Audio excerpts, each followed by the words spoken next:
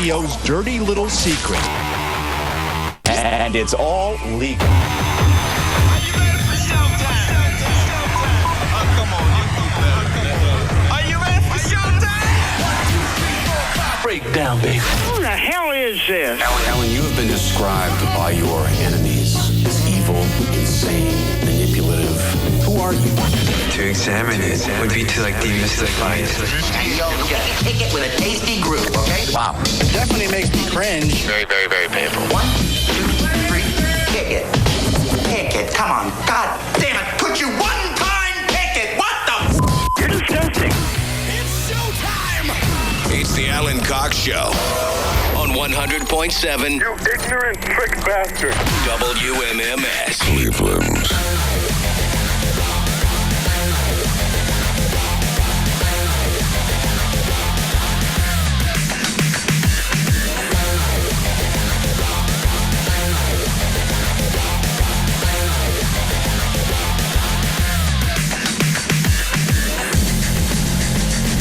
Hey, what's going on, everybody? Good afternoon. Ladies and gentlemen, brothers and sisters, comrades and friends, welcome, welcome. My name is Alan Cox. Thank you for showing up. Say hi to Bill Squire, who's right over there. Hey, creepy hugs, everyone. Thanks for listening to and watching this episode of the Alan Cox Show, titled Captain Coxmerica. The first Havenger, but that one. First Havenger, yeah. And Grandma says hi. Hello, Grandma. Mary Santora. Hi, guys, no babies. She's small and she's white and she's ready to fight. Yes, all those Right things. over there for you. How you doing? I'm all right. You all right? I'm all right. You look like Okay. you're having Are you all right? You look like $1 Seems million like you're bucks. all right. You look like you are having a great, like a banner day. Oh, my God. You're on camera, too. I You look know. like you're having a banner day already. We come in here to have fun. I sat in my car and cried for like 15 minutes, so I wouldn't do this on the air. See, she sits in her car and goes, I can't believe I have to go back up there again. Yeah, And that's cries and cries and cries. No, it's just a bad day. That's all. Is there any way that Pound Cake could make it better? Just looking at his pretty face. Uh-huh. Afternoon, white lady. Hi. Yeah, you know what? Oh, man. Be careful, Mary. What? That's right. You don't want to be that. Did he mouth it? Did He you mouth did. it? He mouthed it. Did I? Yes. You bitch. You know, it's because I'm so enthralled with everything that Pound Cake says and does that. Yep, everyone cracks jokes at the trendsetter. I know. Setter. You know, somebody's got to be the first person to hold down the grass, you know, before everybody else finds the path there. Try to emulate and mimic. That's, what was the first word? Emulate. Okay. They said embolate. I heard That was C or something else. something in there, yeah. Yeah, all You right. shut your mouth. I will. Well, no, I can't. I got a show to do. But still, if you'd like to join us, please do. 216-578-1007 or 800-348-1007. Maybe you've been sitting and crying in your car for 15 minutes. Why not share that with us, right? You're among friends. Maybe the tears are yet to come. The show has only begun. It's a short show today, so Oh, yeah. whatever crying has to happen, we've got to get it in short order because there's an early Tribe game later on. So we're out of here around 5:30. So we'll get all the, but you know, Is that why you're sad, Mary? Because it's Yeah. a it's short, a short show today. We yeah. don't get that extra hour, so I just am so bummed out. I know. We're gonna have fun today. We're gonna play wrestling move or highway interchange later on. I mean, Sounds great. yeah, it's gonna be a good time. I've got fun tickets to give away. I got Cedar Point. You know. ZZ Top. I know what a huge ZZ Top fan you are. I am. I really am. We've got those tickets for you too. They led the show in with Imagine Dragons, my favorite. It's just the best day. I sat in here and cried for 4 minutes while that was on. So you got me beat by 11. But if you'd like to text, please do 35192 to get me there. I'll have plenty of chances for you to win yourself $1,000 about 30 past every hour. We do something called Go Fund Yourself because we're clever. And but, you know, it's a grant that somebody will get. And then what else? Well, whatever else we can squeeze into. You never know. That's our the fun. allotted time. You never know. So what's going on over there? I don't know. You don't know? I thought you said you cry when you're stressed out. I do. Right? Not necessarily when you're sad. Well, all you're the stressed time. out. You're over what you cry Well, all she the cried time. when she's happy too, because she was crying all I cry weekend. when I'm Yeah. happy. I cry when I'm sad. I cry when I'm stressed out. You must get dehydrated. You I would think think, that you would be know? exhausting after a while. Yeah. Yeah. At first, I thought you were really tan. I was like, oh, No, nope, she's I'm just crying. real red. Well, she just- was tan. You already got the tan thing going. Yeah. What could be that bad? You're pregnant? No. I haven't had sex in 3 months. Unless I'm pregnant with Jesus. I was going to The second say, Mary was she to going to do have that. an immaculate conception, a divine birth over here? I don't know. I'm just so emotional lately, and I hate it. I don't know why. I think I don't know if it's a sobriety thing or what, but I woke up and I was like so depressed and did not want to get out of bed. And then I hate bitching about this stuff to you guys. No, but it's I real know. and it's fine. It's like, I don't know why I was sad when I woke up. I was just super sad, and I just was having a day, I guess. And I was like, okay, just get up and go to the gym. You'll feel better if you go to the gym. And I like forced myself to go to the gym. And then I just half-assed my way through a workout, and then I was even more mad at myself, like, why even go? Was it leg day or arm day, or what It was, it? I don't know, some stupid circuit. Some stupid, I had to jump on stuff, and it was crazy. Box jumps, Yeah, burpees, yeah. All that whatever, good sure, stuff. whatever. And then it was just, I don't know, and then I was late because I couldn't get out of bed, so then I was late, like, getting in the shower, and then I didn't have time to do any makeup, not that it would have mattered, because I would have cried it off anyway, but I don't know. I don't know if I'm stressed, or if I'm just not used to having emotions, that Well, I you have to deal with them now. You've been pushing your emotions away for years using alcohol. I thought people made alcohol. I thought alcohol made people more emotional. No, it's Everybody what you gets use drunk, to and that's hide when it. they start crying. But that's when they're not actually processing the emotions. And when you're actually sober, you're thinking about things that are real, and there's no way to run from them. They don't go anywhere. Yeah. Oh, all right. They just sit there and hang in your head. Yeah. Yeah, I but feel I'm so stupid all the time. I don't drink that much, and I always push mine down. You want me to teach you how to do that? Teach you how to No. push your emotions down? I don't want to push them down. I just don't want to cry Gotten at the really drop of good a at that. hat, man. Oh. Stop dropping hats, pound Do you want cake. to become a sociopath that starts 10-seconding through TV shows? I know. I right? was. I'll be show honest, you how to do it. Yesterday, I was worn out and I was real down. And then when I got home, I watched You vs. Wild, the new Bear Grylls show on Netflix. Okay. And he eats a bunch of gross things, and Grandma was there watching it with me.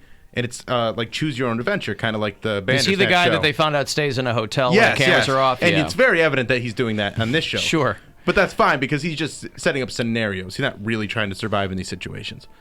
But it's like, do you want to eat these frog eggs or do you want to try and catch a fish?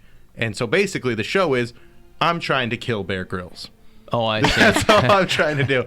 And while watching that show and having Grandma freak out over the gross things he was doing and how fake it was, I felt so much better. So maybe what you need to do is just ruin someone else's day the way I ruined Grandma's day, and it made me feel better. Is that what it is? Watch Yeah. TV with Cody Cooper's grandmother. Yes. And some choose your own adventure show. It'll be a lot better. Yeah. It could yeah, be yeah. anything that has gross food in it, if it's like Anthony Bourdain or... But don't also, wanna watch everybody that. has those days where from the minute they wake up, they know this ain't going to be good. That's exactly Like, it's what one of those today things was. that nothing, you can't, like, you can't reset it. I went You to- just, yeah. like, the next day be, better. I went to bed in a horrible mood. All I wanted to do was try some new material at an open mic last night. That's it. It was like 10 o'clock, and I had a great day yesterday. I went and saw my niece and nephew, and I went bowling with my sisters. You literally And said, I'm going to ruin this day by going to this open mic. I know I was. I was like, I'm having such a good day. I just want to go try a couple new jokes. And the crowd wasn't bad. That was the thing. And I went, and this stupid guy, just drunk idiot, was heckling the whole time. And I felt bad because there's a lot of younger comics that don't. Some girl, it was her second time ever doing comedy. And he started shouting out during my set, and I just indulged him, which I knew I shouldn't have, but I ended up wasting my whole set on him, like trying to get him to shut up. And I was like, didn't get to do any open mic. So I don't know if that's like what put me in a bad mood last night and woke up with that same energy. I don't know. All of it's so trivial. Like, I'm alive and I can walk, and I don't know. I have a voice. I'm not You got dead. a brown sweatshirt on. My What could be browns- better I normally than... sleep in this shirt. Right. And I was like, screw it. Mary came in her pajamas is what she's trying to tell you. I did. I'm just having such a. I don't know. Whatever. All right. Well, maybe you know what? I just thought of something. What do you think? You need a drink. Yeah, that's it. You need a lot of them. No, 51 days without alcohol. The longest I've ever gone is 54. So I'm like getting to a milestone, which is exciting. Uh-huh. Are you gonna have like a sweet sober teen or something, Yeah. and like have like a big party, a big soiree, sober soiree? Is it really a gets party if there's no ginger ale. booze? You guys can drink all you Yeah, want. I I was don't like care. a sober soiree. You need to throw one. Yeah, Sales, right. get on that. Right. Work on her. For the 60 days, the 2-month party. Sober soiree. Brought to you by Sorry. Dunkin' Donuts coffee. That's right. Right. Uh-huh. So I apologize. I literally sat in my car and was like, get this all out so you don't do this. And then the minute I walked in here, I was like, this is a mess. I'm not going to be able to talk. So I apologize to everybody. Well, you're talking now. I know. Yeah, right? Yeah. But you are not pregnant. I'm you not know, That's where a pregnant. lot of people's heads go, is they go, oh. Definitely not pregnant. There are a lot of people who think that the only reason someone cries is because they're pregnant. So there you go.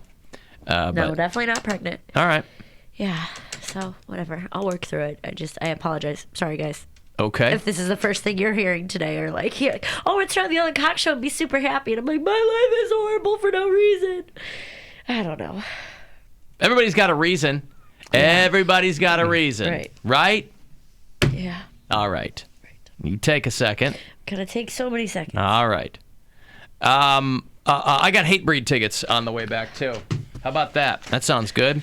They're going to do the 25th anniversary tour at the Agora. That'll be Wednesday night, May the 8th, with a whole bunch of badass bands coming with them. So if you want to go see that show, we'll hook it up coming back. 35192, you want to text?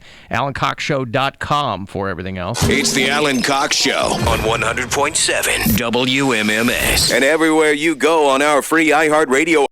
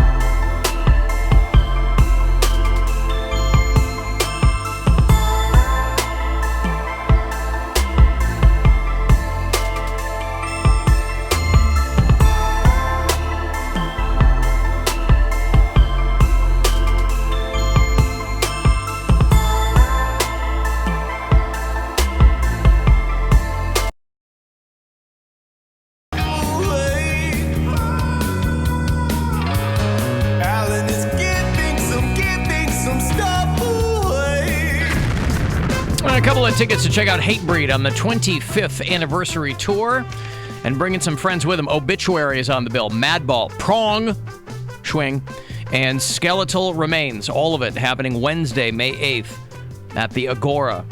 Tickets are on sale if you go to agoracleveland.com. Get the info there. This pair for you if you were caller number 12. Good luck. 216-578-1007 or 800-348-1007. Alan Cox. The sort of man we used to describe at school as a complete prick. The Alan Cox Show On 100.7 WMMS.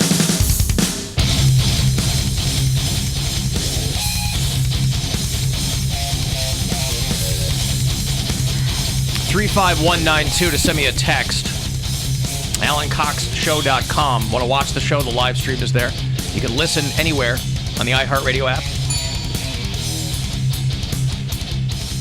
Alan, tell Mary not to worry. We all sing the blues sometimes. I busted my boyfriend of 2 years on Tinder yesterday. Oh, no. There you go. Call in. Yeah, absolutely. Yeah, Please. seriously, sorry Call about in. that. Right. That's really tough. Mm-hmm. Well, what are you going to do, right? Wait, why was she on Tinder? Probably checking his phone. No, someone probably sent her like a screenshot, would be my guess. Like, hey, isn't this your boyfriend? I'm single and I don't go on Tinder. I just deleted Hinge today, actually. Why? Because I'm tired of it. In a fit of pique? Yeah, right. No, I'm trying to move this summer, so it's like, why start something, you know? Yeah. Well, you get on Hinge for New York. Yeah. Start looking around. Yeah, there it is. Hey, couch to crash on. Drunk Sue. Hey, baby, how are you? What's going on? Did you make it out to the show on Saturday? You know I did. Did you have fun? Well, yeah, but I didn't go to the after party because I don't know Cleveland, and I got a great big truck, and I didn't know where I'm supposed to go, so we didn't go there. You didn't. But You didn't have a lot of fun with people in the bar at the hotel. You didn't have MapQuest printed out or anything, or Google Maps on your phone, or. No, I went over there to the hotel across the street. Oh, okay. You went back to the It hotel. was a lot of fun, but I wanted to kind of get out of there. You know what I mean? Because the crowd, like, kind of freaked me out a little bit. Crowds freak you out. Well, there was a big crowd there. Yeah, I get that. So I kind of left, like, when the last comedian was leaving. I didn't know there was an after show. Somebody neglected to make sure I didn't get that information. Well, we talked about it nonstop, Sue, on the show. So wait. I mean, Someone neglected to make sure you got that. Didn't get the information. It's a lot. So you got that information. I don't know how to call Uber. Do you? Know what I mean? Are you still rocking a? Take my big old truck out there. No, but Sue, you've got a smartphone. You're not rocking a flip phone, right? No, I'm not rocking a flip. Right. So you get Uber on there and you call an Uber. Well, I mean, what do you do? Or a cab. I mean, again, it's a moot point now because it's past. It doesn't matter now. Doesn't matter now. All that matters is that you had a good time. But I do have to ask Bill a question. Yeah. Bill, did Jackie take care of you about my little picture? Did you guys sign it? Oh, yes. Yeah, I actually did. Right on. Yeah. Thank you guys so much. That is so awesome. Yep. Signed the poster. Mary had a poster. Or someone had something set aside for me to sign, and I signed it. So, yes. Ross, thank you so much, Bill. You're welcome. Clearly, it hasn't gotten back to you, Sue. No, honey, it's only been a day. She's going to mail it. I see. All right. It's I gave her the address and all right. that. It's been 3 days, but nevertheless, Well, yeah, but it time don't is a matter. flat You know circle, what? right? Yeah, it all comes full circle. But thanks you guys so much because I love you guys. You guys are so awesome. Well, thanks for coming out, Sue. But the next time I come, I will sell them tickets and get something down on the floor. Sure. You know what I mean? Because it was so far away. Yeah. Yeah, well, next time, we'll make sure you're on the floor. You betcha, baby. Right, okay. I mean, in a different way than you probably normally are. Well, I gained weight just so you could see me better, so. Right, see, Bill is all about the experience. Team player. I mean, I can get on the floor, but it ain't going to be for you, okay? Understood. All right, thank you, Sue. All right, baby. There's I love Drunk you Sue. guys. Love you too. All right. Good.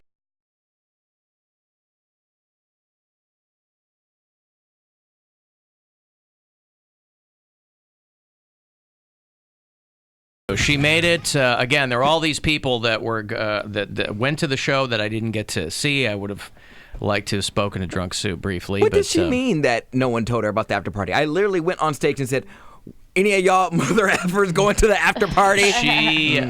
She was probably, if she paid attention to your set pound cake, she was probably still reeling from everything that preceded that. And all the MFs you dropped while you're out there. He He gets was so feeling ratchet. it. Yeah, He he was gets so feeling ratchet. it. Yes, Pound Cake gets out there and he gets very excited. And once you get the adulation of that kind of a crowd, he gets addicted very quickly. And he goes bananas. Which is why it's mercifully very, I send him out to bring Bill on. People are like, oh, you should have Pound Cake go out there. And I'm like, you don't understand what you're asking for by that. Yeah, but he only gets to do it once a year. That's my So we point. let him Right, have it, of yeah. course. That's right. But next year, we're going to send him out there wearing the shock collar.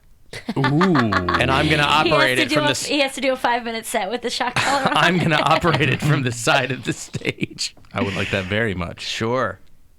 What do you think about that, Cody? You want to go out next year and if we do it, and you'll wear the shock collar. If that will put people butts in seats, Put and asses people- in seats? Yeah, no, I'm down for whatever. Whatever you guys come up, I'm not down for whatever. I would be down for that. If I got 5 minutes and I had to do the shot collar, I would consider that. That'd be great. That's not an absolute no. I wouldn't do it on the show again. Not for 4 hours, but for a 5-minute set, I think that would be really funny because I would love to see the video of that. That would be fun. They would try to do stand up and also get in shock. Sure. You read the lines like, all right, and then, yeah, I don't know.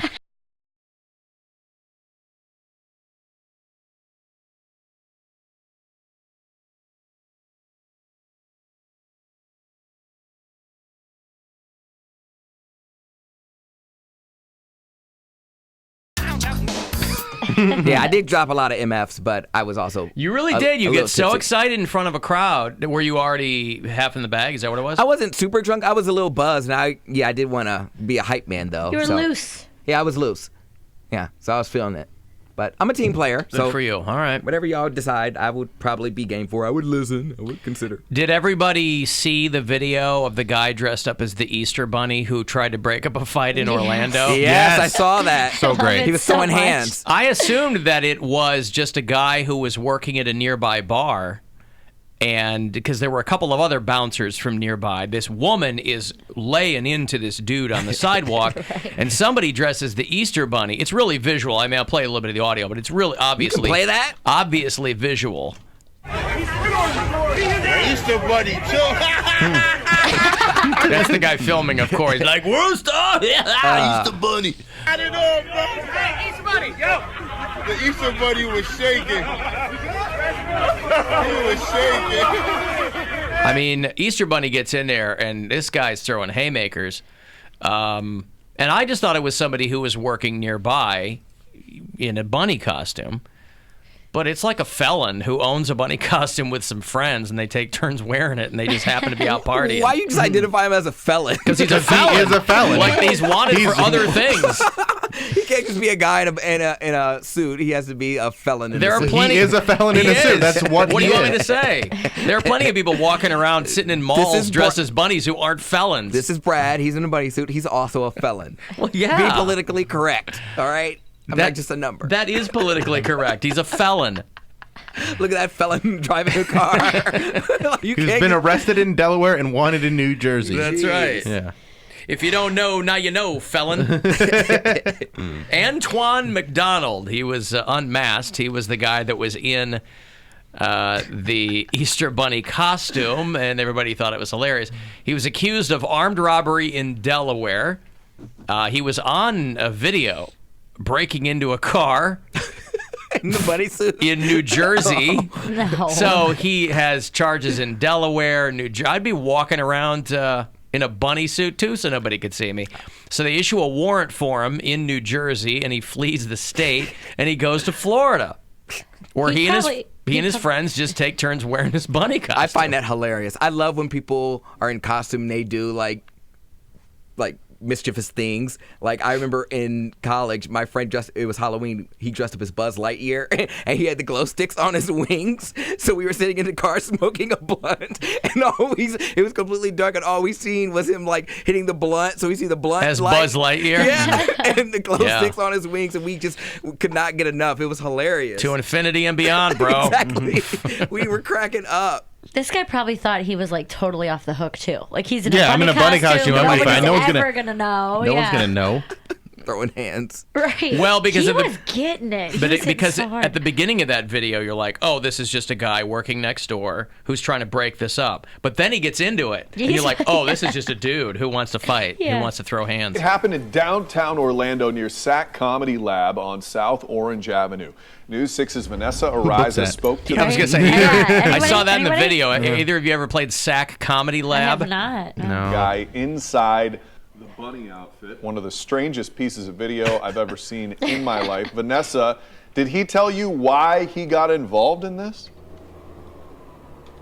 Yeah, Matt, he says he and his friends, they were out for a Sunday fun day here in downtown Orlando yesterday. It was Easter Sunday, so why not bring out the bunny outfit? He said he and his friends were bar hopping. They were going from one to the other when he actually saw a man here along the street. He said spit on a woman. He said he wasn't going to just stand by and let that happen. This dude. See, honor among thieves, right? This guy's, like I said, he's got multiple charges in multiple states. He's like, I will not stand by while a man spits on a woman.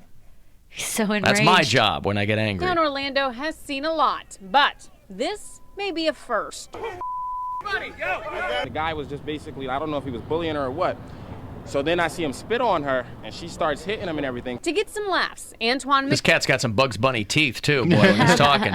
But it just says man in bunny suit under his name. McDonald and his friends took their traveling bunny suit downtown yesterday. They had just left one bar and were about to go into another when he says he saw everything unfold. He tells us he wasn't going in to continue the fight. Rather, he wanted to break it up. So I was just going in to break it up, but he kept hitting her. So then that's when I made it my problem to, start, hitting him as well. An Orlando police officer. I like this guy. I made it my problem. That's when I made it my problem to start hitting him as well. He said it's so educated.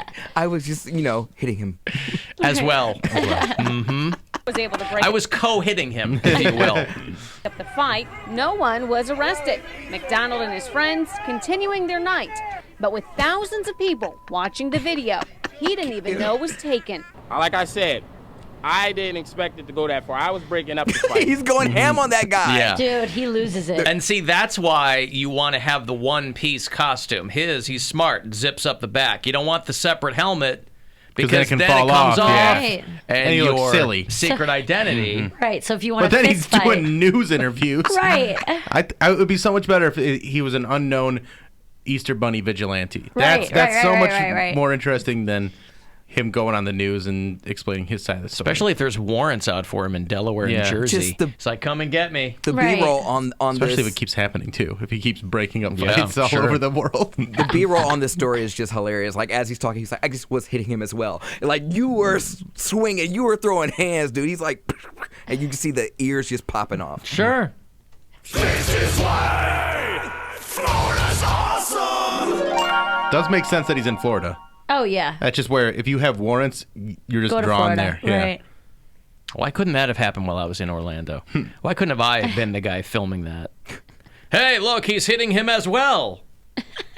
All right, I got $1,000 here for you. Once an hour, you got a shot to go fund yourself, so good luck. Hey, it's Rover. Go fund yourself. We have your shot at $1,000 now. Text the nationwide keyword FUZZ to the number 200-200. You'll get a text confirming entry plus iHeartRadio info. Standard data and message rates apply in this nationwide contest. That's FUZZ to 200-200. Good luck and go fund yourself from 100.7 WMMS.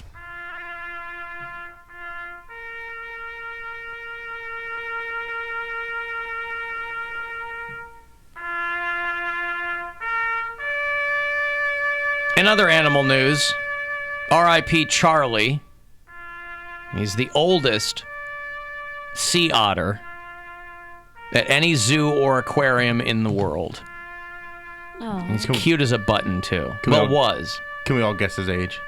Yes. I don't know the age of an otter. Neither do I. So, yeah. Who wants to go first? He's the oldest in the whole world. Well, he's the He oldest was. at He was. any zoo or aquarium. He's the oldest otter in captivity. 43.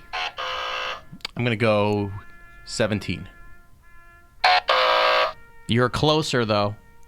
Pound cake, it is somewhere between 17 and 43. 21. Boy, he's close. 22. Damn it! Wow. Closest without going over. He gets Yeah, the he showcase wins. showdown. He wins. Good for you. I'm going to throw hands with the Easter Bunny. Mm-hmm. That's what you want for your prize. That's your prize. I would love to get my ass beat by the Easter Bunny, just for the story. Dude, you can do that. You can go to the mall and fight. Oh, no, they're gone. I was going to say, Yeah, go to the listen, mall and fight the Easter Bunny. If that's really your dream, I will buy an Easter Bunny outfit and beat the crap out of you. I would love that. If you guys could box, do it. Yeah, I'll beat We're him gonna- up. we're Do gonna- it. We're gonna I'll beat a pound cake if that's his dream. In We're a gonna Easter Bunny put shit. you in an Easter Bunny costume, and we're going to fill it with padding, and then we're all going to go crazy on you. No. He wants to be beat up by the Easter Bunny. He doesn't Oh, want to by the Easter Yes. Bunny. What about Santa? I have a Santa suit already. No, you could probably get not an Easter Santa. suit half off, man. We could find an Easter Bunny costume. We'll Do get it. we'll get an Easter Bunny costume, and we'll take turns wearing it and beating. And also, you're not going to know what's going to happen. We're going to sneak up on you. That's right. But that's not gonna. It's not gonna fit all of us. It's not gonna fit you and me. But you can do it, Bill. Well, not was at gonna the say. same time. No, but I would But, be you know. like, I won't even be able to punch because it'll be hanging off my sleeves. You know Well, what then I mean? guess you don't get to have the fun, do Dang you? it. We'll find two. Yeah. We'll work it out. Charlie was 22. He died yesterday. Before that, he was given a last meal. I think they knew he was on his way out, so they gave him crabs and shrimp. Mary can't even eat those. Can't have any of that. He was at the Aquarium of the Pacific in Long Beach, and he was found in 1997, less than a day old. Still had his umbilical cord on him when they found him. Aww. And so he has lived at that aquarium. He's lived at that zoo, and he has died at 22 years old.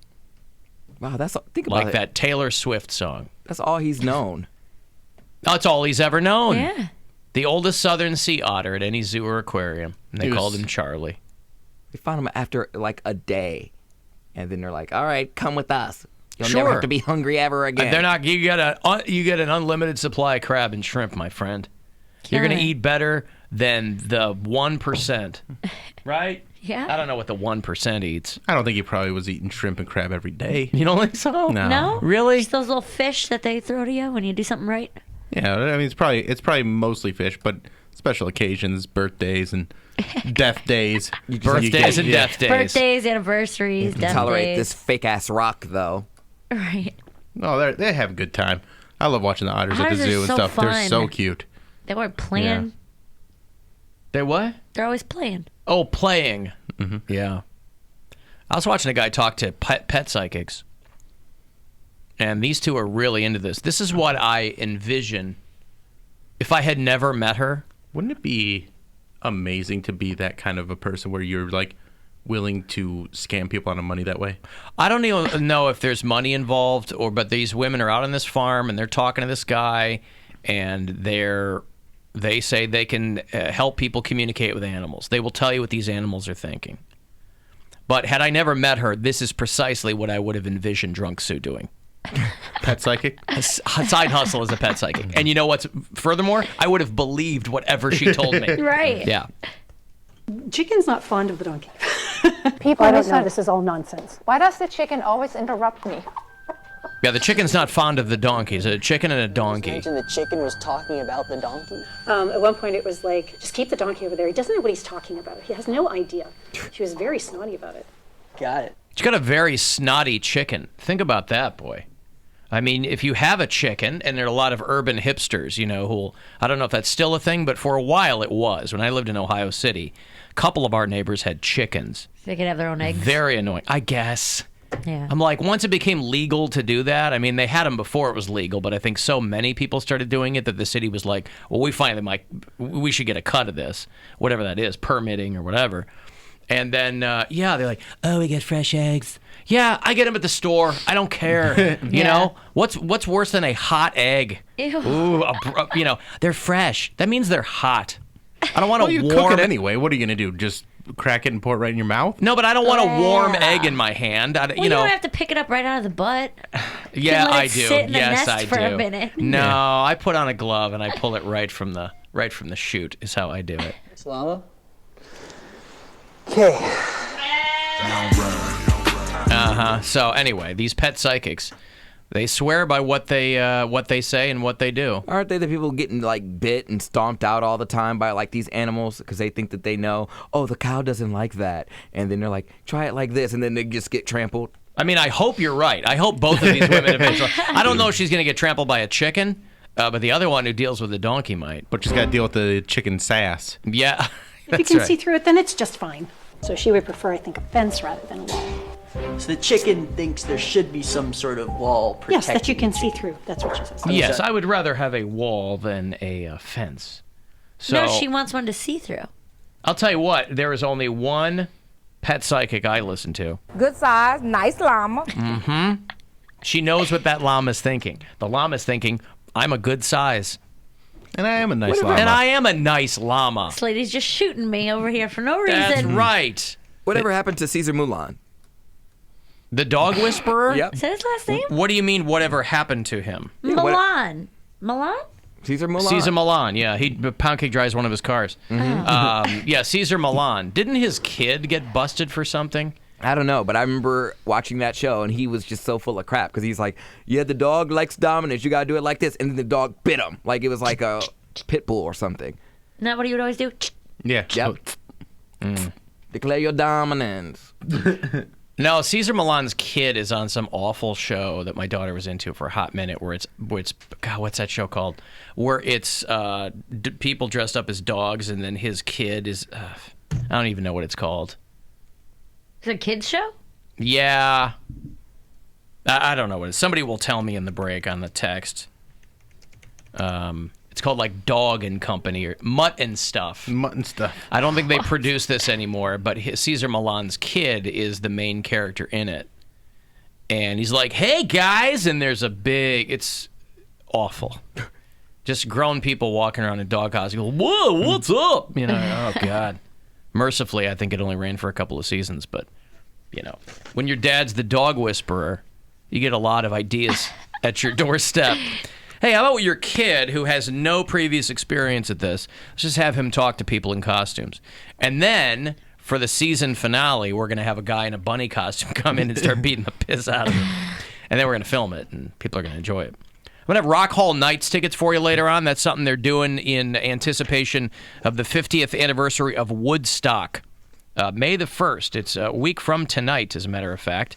A lot of Woodstock-oriented stuff celebrating the 50th anniversary. Rock Hall Nights Woodstock is next week. I will have some passes for you shortly. 35192 if you want to text. It's the Alan Cox Show on 100.7 WMMS. And everywhere you go on our free iHeartRadio.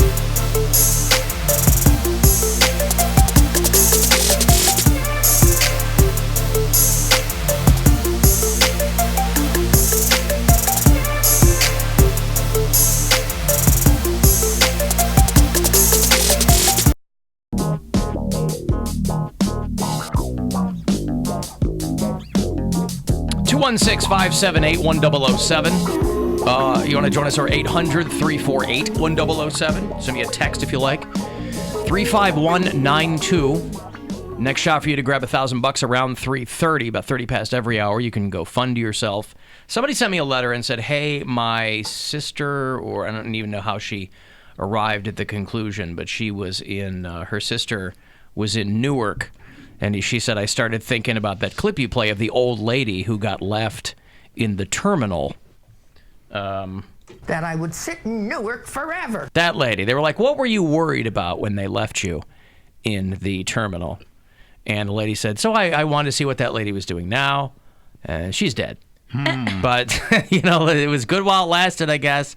But these are the rabbit holes the fans of the show will go down. So thank you, because you've done the work that none of us would ever think to do, would ever consider doing. She died last July. The funeral was on my birthday. In a fist fight with the Easter Bunny. Right. Was she still at Newark when she died? Did they ever get her out? No, she left Newark. She was from Golden, Colorado, and so that's where she died. They must mean July 23rd, because you can't be buried before you die. As I understand it, as my understanding of time and things of that nature. Unless cause of death was being buried alive. Oh. Look at you. I was going to say she was really, really into that new compost thing. Yeah. How about if you guys put some straw on top of me, and I'll just lie here. It doesn't say why she died, but Alice Vaticano died. So at least she made it back to Colorado. That I would sit in Newark forever. Right. And whoever sent me that, thanks. Also, whoever sent me that the company created the lawn droid is going belly up. I like to pay close attention to what goes on every year at the CES. Are you familiar with the CES? No. The Consumer Electronics Show, right? They do this every year. I'm not sure if it's in Vegas or LA. I don't remember where they do it. I want to say Vegas. I think you're right. But all these startups and companies that have been around a long time, they will bring out their newest and their best, and it's a huge trade show for all of these devices and electronics and gadgets that companies hope will be the wave of the future. And I don't know if it's a way for them to get like VC money. I don't know how it works. I've never gone, but I'm fascinated when that time of year comes around, because there's a lot of stories on crazy things. Some of them that seem like they would be very useful and improve your life, and other things you couldn't possibly need, but they're still cool. And one of them was the lawn droid. This Japanese company had built this giant laundry folding obelisk that they somehow thought was going to revolutionize life in your home. This was an artificial intelligence-powered laundry folding robot. But the company's going bankrupt, as you might suspect. So that's a bummer. If you had really had your heart set on a lawn droid, it's not going to happen anymore. I mean, when they had this thing at CES a few years ago, it was cool. It seemed impressive. It's just that, one load of laundry took a couple hours to be folded. Oh, my gosh. Since each T-shirt took 5 to 10 minutes. They shouldn't have even put that to market yet. 5 minutes to fold a T-shirt? Yeah. I can do it in like 3.5 minutes. It's not that hard. I know, seriously. Like maybe 4. I folded a T-shirt in a year. I put them on hangers. Oh, yeah, is that what it is? Or they're put on hangers for me. Yeah. Your grandma hangs your T-shirts? Yeah. She does his laundry. No, but you don't hang a T-shirt. I hang my T-shirts. What? Uh-huh. You fold them in a drawer, man. I have a full drawer of T-shirts that I rarely wear. They're all from comedy festivals and stuff like that. And then I have 5 or 6 that I wear all the time that are hanging in my closet with the rest of my shirts. Yeah, but you get shoulder nipples in those. Uh-uh. How if you get the good hangers? Yeah. Are you saying I don't have good hangers? That's what you're saying. I'm saying I don't got shoulder nipples. Me either. Really? This one came off a hanger today. I bet there's a shoulder nipple in there somewhere. No. It's a little big for me, too, but it's not But that's like a thicker, okay. It's a T-shirt. Yeah. Just get the good hangers, like the thick ones with the very rounded edges. That's what I have. Yeah, nice thick ones. But with I don't nice hang. rounded But I edges. don't hang my T-shirts. I hang my collared shirts and I hang my pants. I don't hang my T-shirts. See, I don't hang my pants. See, I don't hang my pants. Well, I only have 2 pairs of pants, but yeah. I got a lot of pants. You only wear like one pair. Well, I wear jeans every day. I know. Yeah, so these aren't pants that I wear. They're dress pants. These are like and- nice pants. Yeah. And some other jeans that I never wear. Literally, I should torch my closet. I mean, I wear, one pair of pants. And, I did that not too long ago. I took two big bags full of stuff and tossed it. It's like if I haven't worn it in a year, I'm tossing it. I'm done. all I ever do is rotate my shirt. Yeah. Yeah, I wear the same pants. Maybe, I have way more shoes than I should have, too, for as few as I wear. But as it turns out, I only wear 2 a day. So that's good. But the Laundroid, boy, I was fascinated by this when it came out, especially when they started talking about... But imagine you are working for a company, you're a research and development, or you're the AI designer, and your work is going toward a machine that most people will never own. What about the people that do own it, though? Like, what if they need it fixed? What do they do? Where do they It never went to production. It never went to market. people- The CES is something where they kind of take their moonshots, where there are a lot of prototypes and a lot of, That's what I was going to say, because I was like, I thought they were going bankrupt because not enough people were buying them. But, like, there's not enough interest. There's not enough people that even want to invest in it because they're like, who's going to buy this giant, expensive thing that is also inefficient? Yeah, where would they put it? Yeah. How long does it take? It probably takes me 10 minutes to fold a basket of laundry. I don't think it would take much more than that. Takes me 3 seconds to put all my crap into a duffel bag and just put it upstairs. Because that's what I do. A duffel bag. Like, I do it, and then I'm real lazy with it because I'll leave it sitting there in the same laundry bag that I like had the dirty clothes in before. And then when the clothes I want to wear, I just take them out, put them in the dryer. See, I never understood that.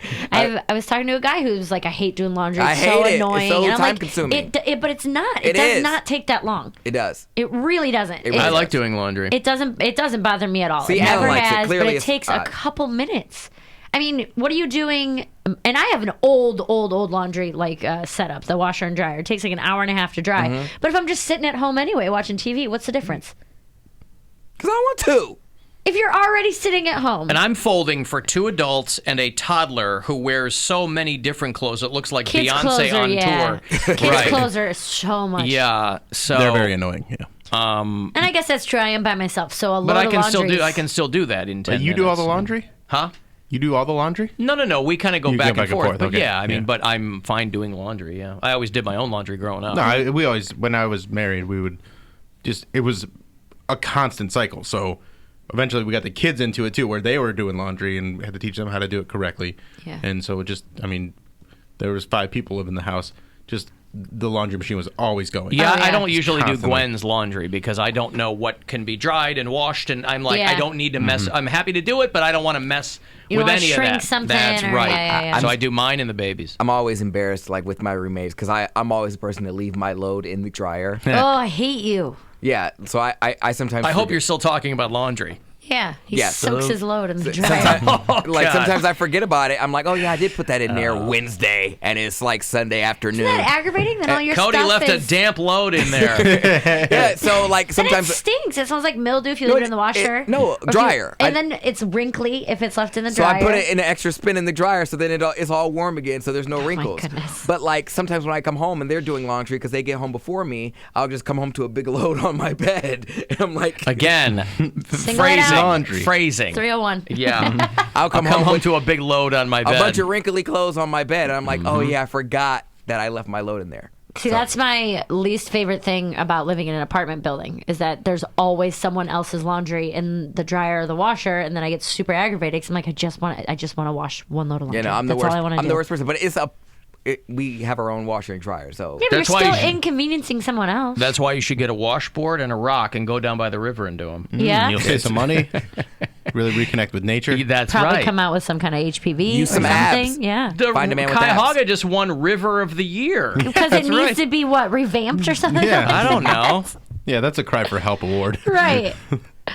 But the best part of the story of the Laundroid is that, and it's got to suck too when you go bankrupt because all of the electronics magazines are going to be like, company folds. Ha, ha, ha.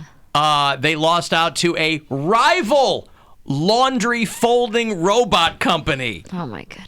Somebody thought this was such a. They were like, well, we can't let them have all the market share. This company that was hoping to eventually bring the $16,000 unit down to a more affordable $2,000 unit. But it didn't work. They racked up over $20 million in debt. How many people did this plan have to go by? Do you get what I'm saying? Like, it costs $16,000. It takes 2 hours to get your laundry. Like, how many people were like, yeah, dude, this is going to be a huge success? Like, and you're coming at the worst possible time because your own countrywoman, Marie Kondo, is out there telling everybody to throw all their crap away. They're like, traitor. when I hear things like this, I don't feel bad 'cause I'm like, I can't believe there wasn't one person on your staff who was like, hey, guys, I mean, it's kind of a lot of money and a lot of time. They're getting paid. You know what I mean? They're getting paid. Yeah, they want to make it last as long as possible. I guess. I watched that documentary about Elizabeth Holmes. Nothing. It's called The Inventor. She's that woman who allegedly, that Theranos company. Oh, right. She right. allegedly developed this blood test that does you the know, voice. Right. Hi guys. Oh yeah, we talked about fake her. deep voice. There's this documentary called The Inventor that I watched a couple of weeks ago. I think it's on Showtime or something. And I don't know that it's all that illuminating. If you've kept up with that story, you kind of know most of the finer points.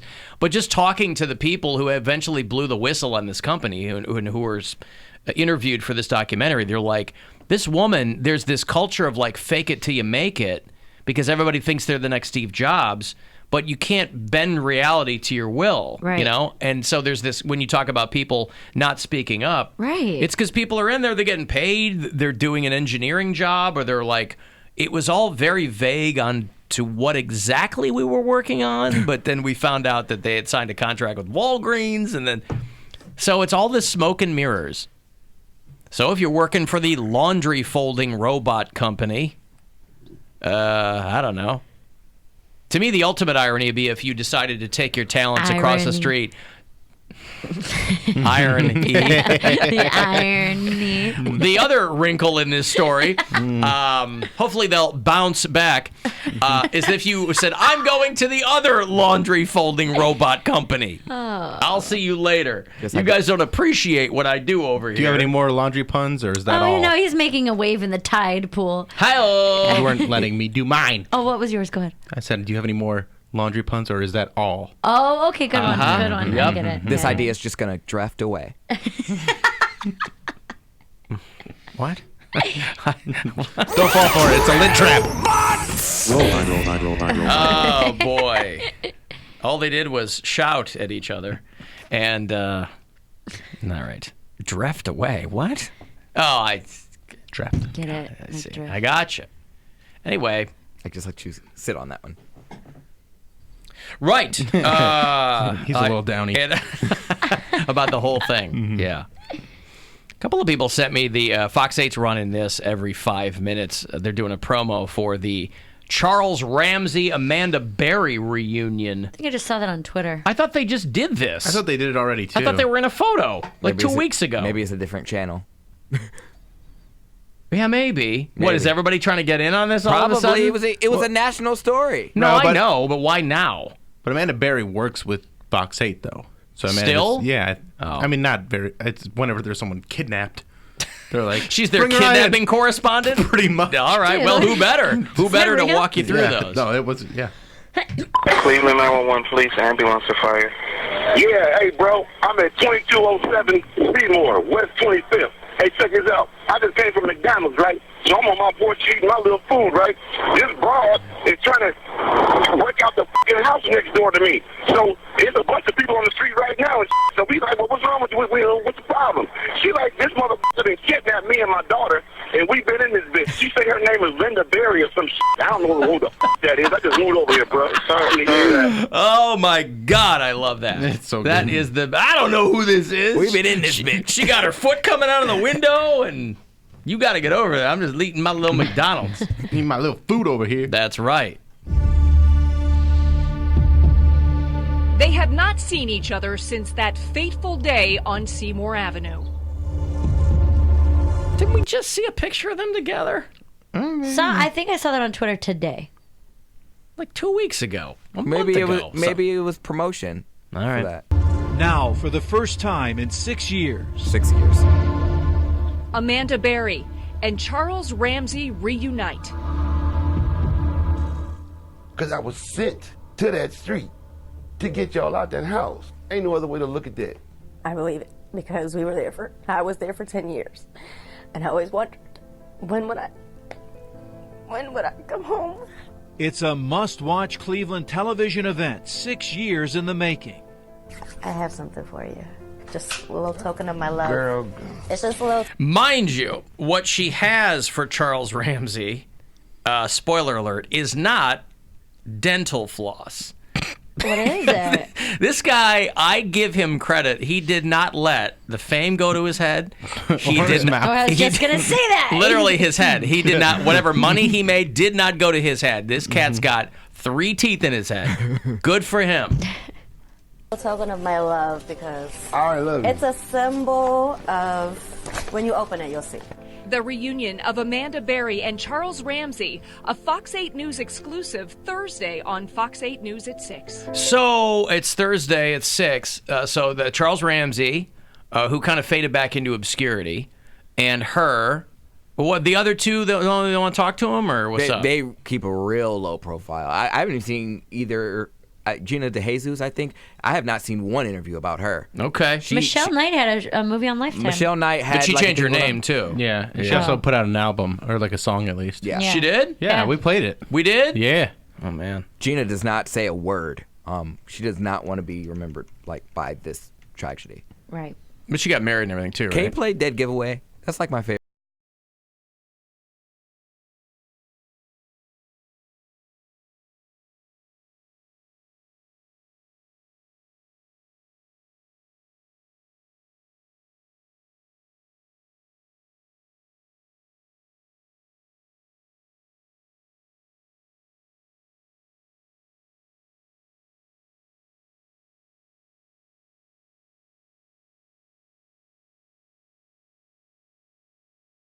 Here's Survivor by Lily Rose. Is that what her name? Oh, yeah, that's the and new Aaron name, yeah. D-Boy Diesel. I went to high school with him. Aaron D-Boy Diesel. His name's Aaron DeSalle. Oh, did he call himself D-Boy in high school? Ooh. Well, he made it work. Yeah, he's Right? actually got a really successful music career producing music.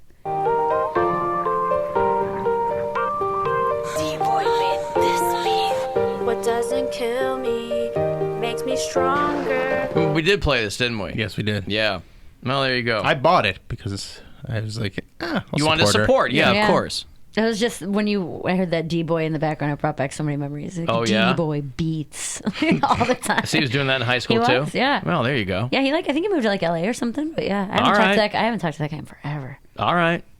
He didn't call himself AAA Tentacion? No. No, I guess he No. should have. D-Boy beats. Tentication. XXX Tentication. That's right. Mm-hmm. Uh-huh. All right. Rock Hall Nights is something that they're doing over at the Rock and Roll Hall of Fame, as the name implies. 1 week from tonight, with all kinds of fun stuff from Woodstock. It's the 50th anniversary of Woodstock, so they're going to have trivia and musical moments and artifacts from the extensive archives at the Rock Hall. So if you want to get into that, if you're a Woodstock OG fan, I'll have this for you on the way back. 35192 if you want to text. The Alan Cox Show on 100.7 WMMS. And everywhere you go on our free iHeartRadio app. From the Universal Windows Direct Weather Center, WMMS Weather. Hey guys, another nice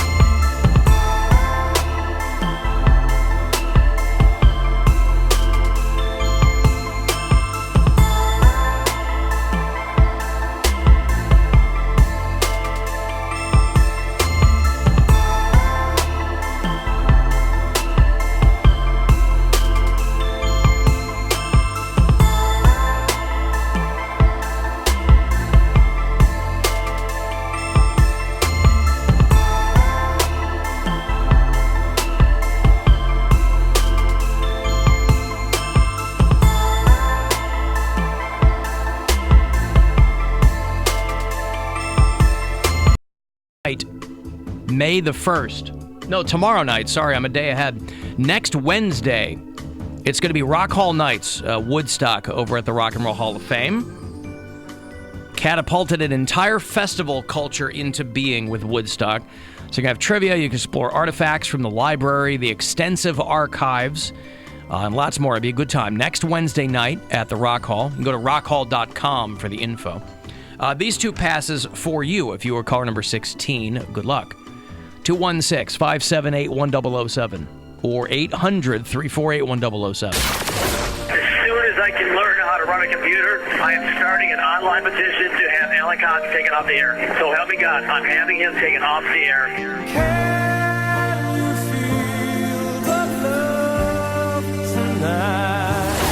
The Alan Cox Show on 100.7 WMMS.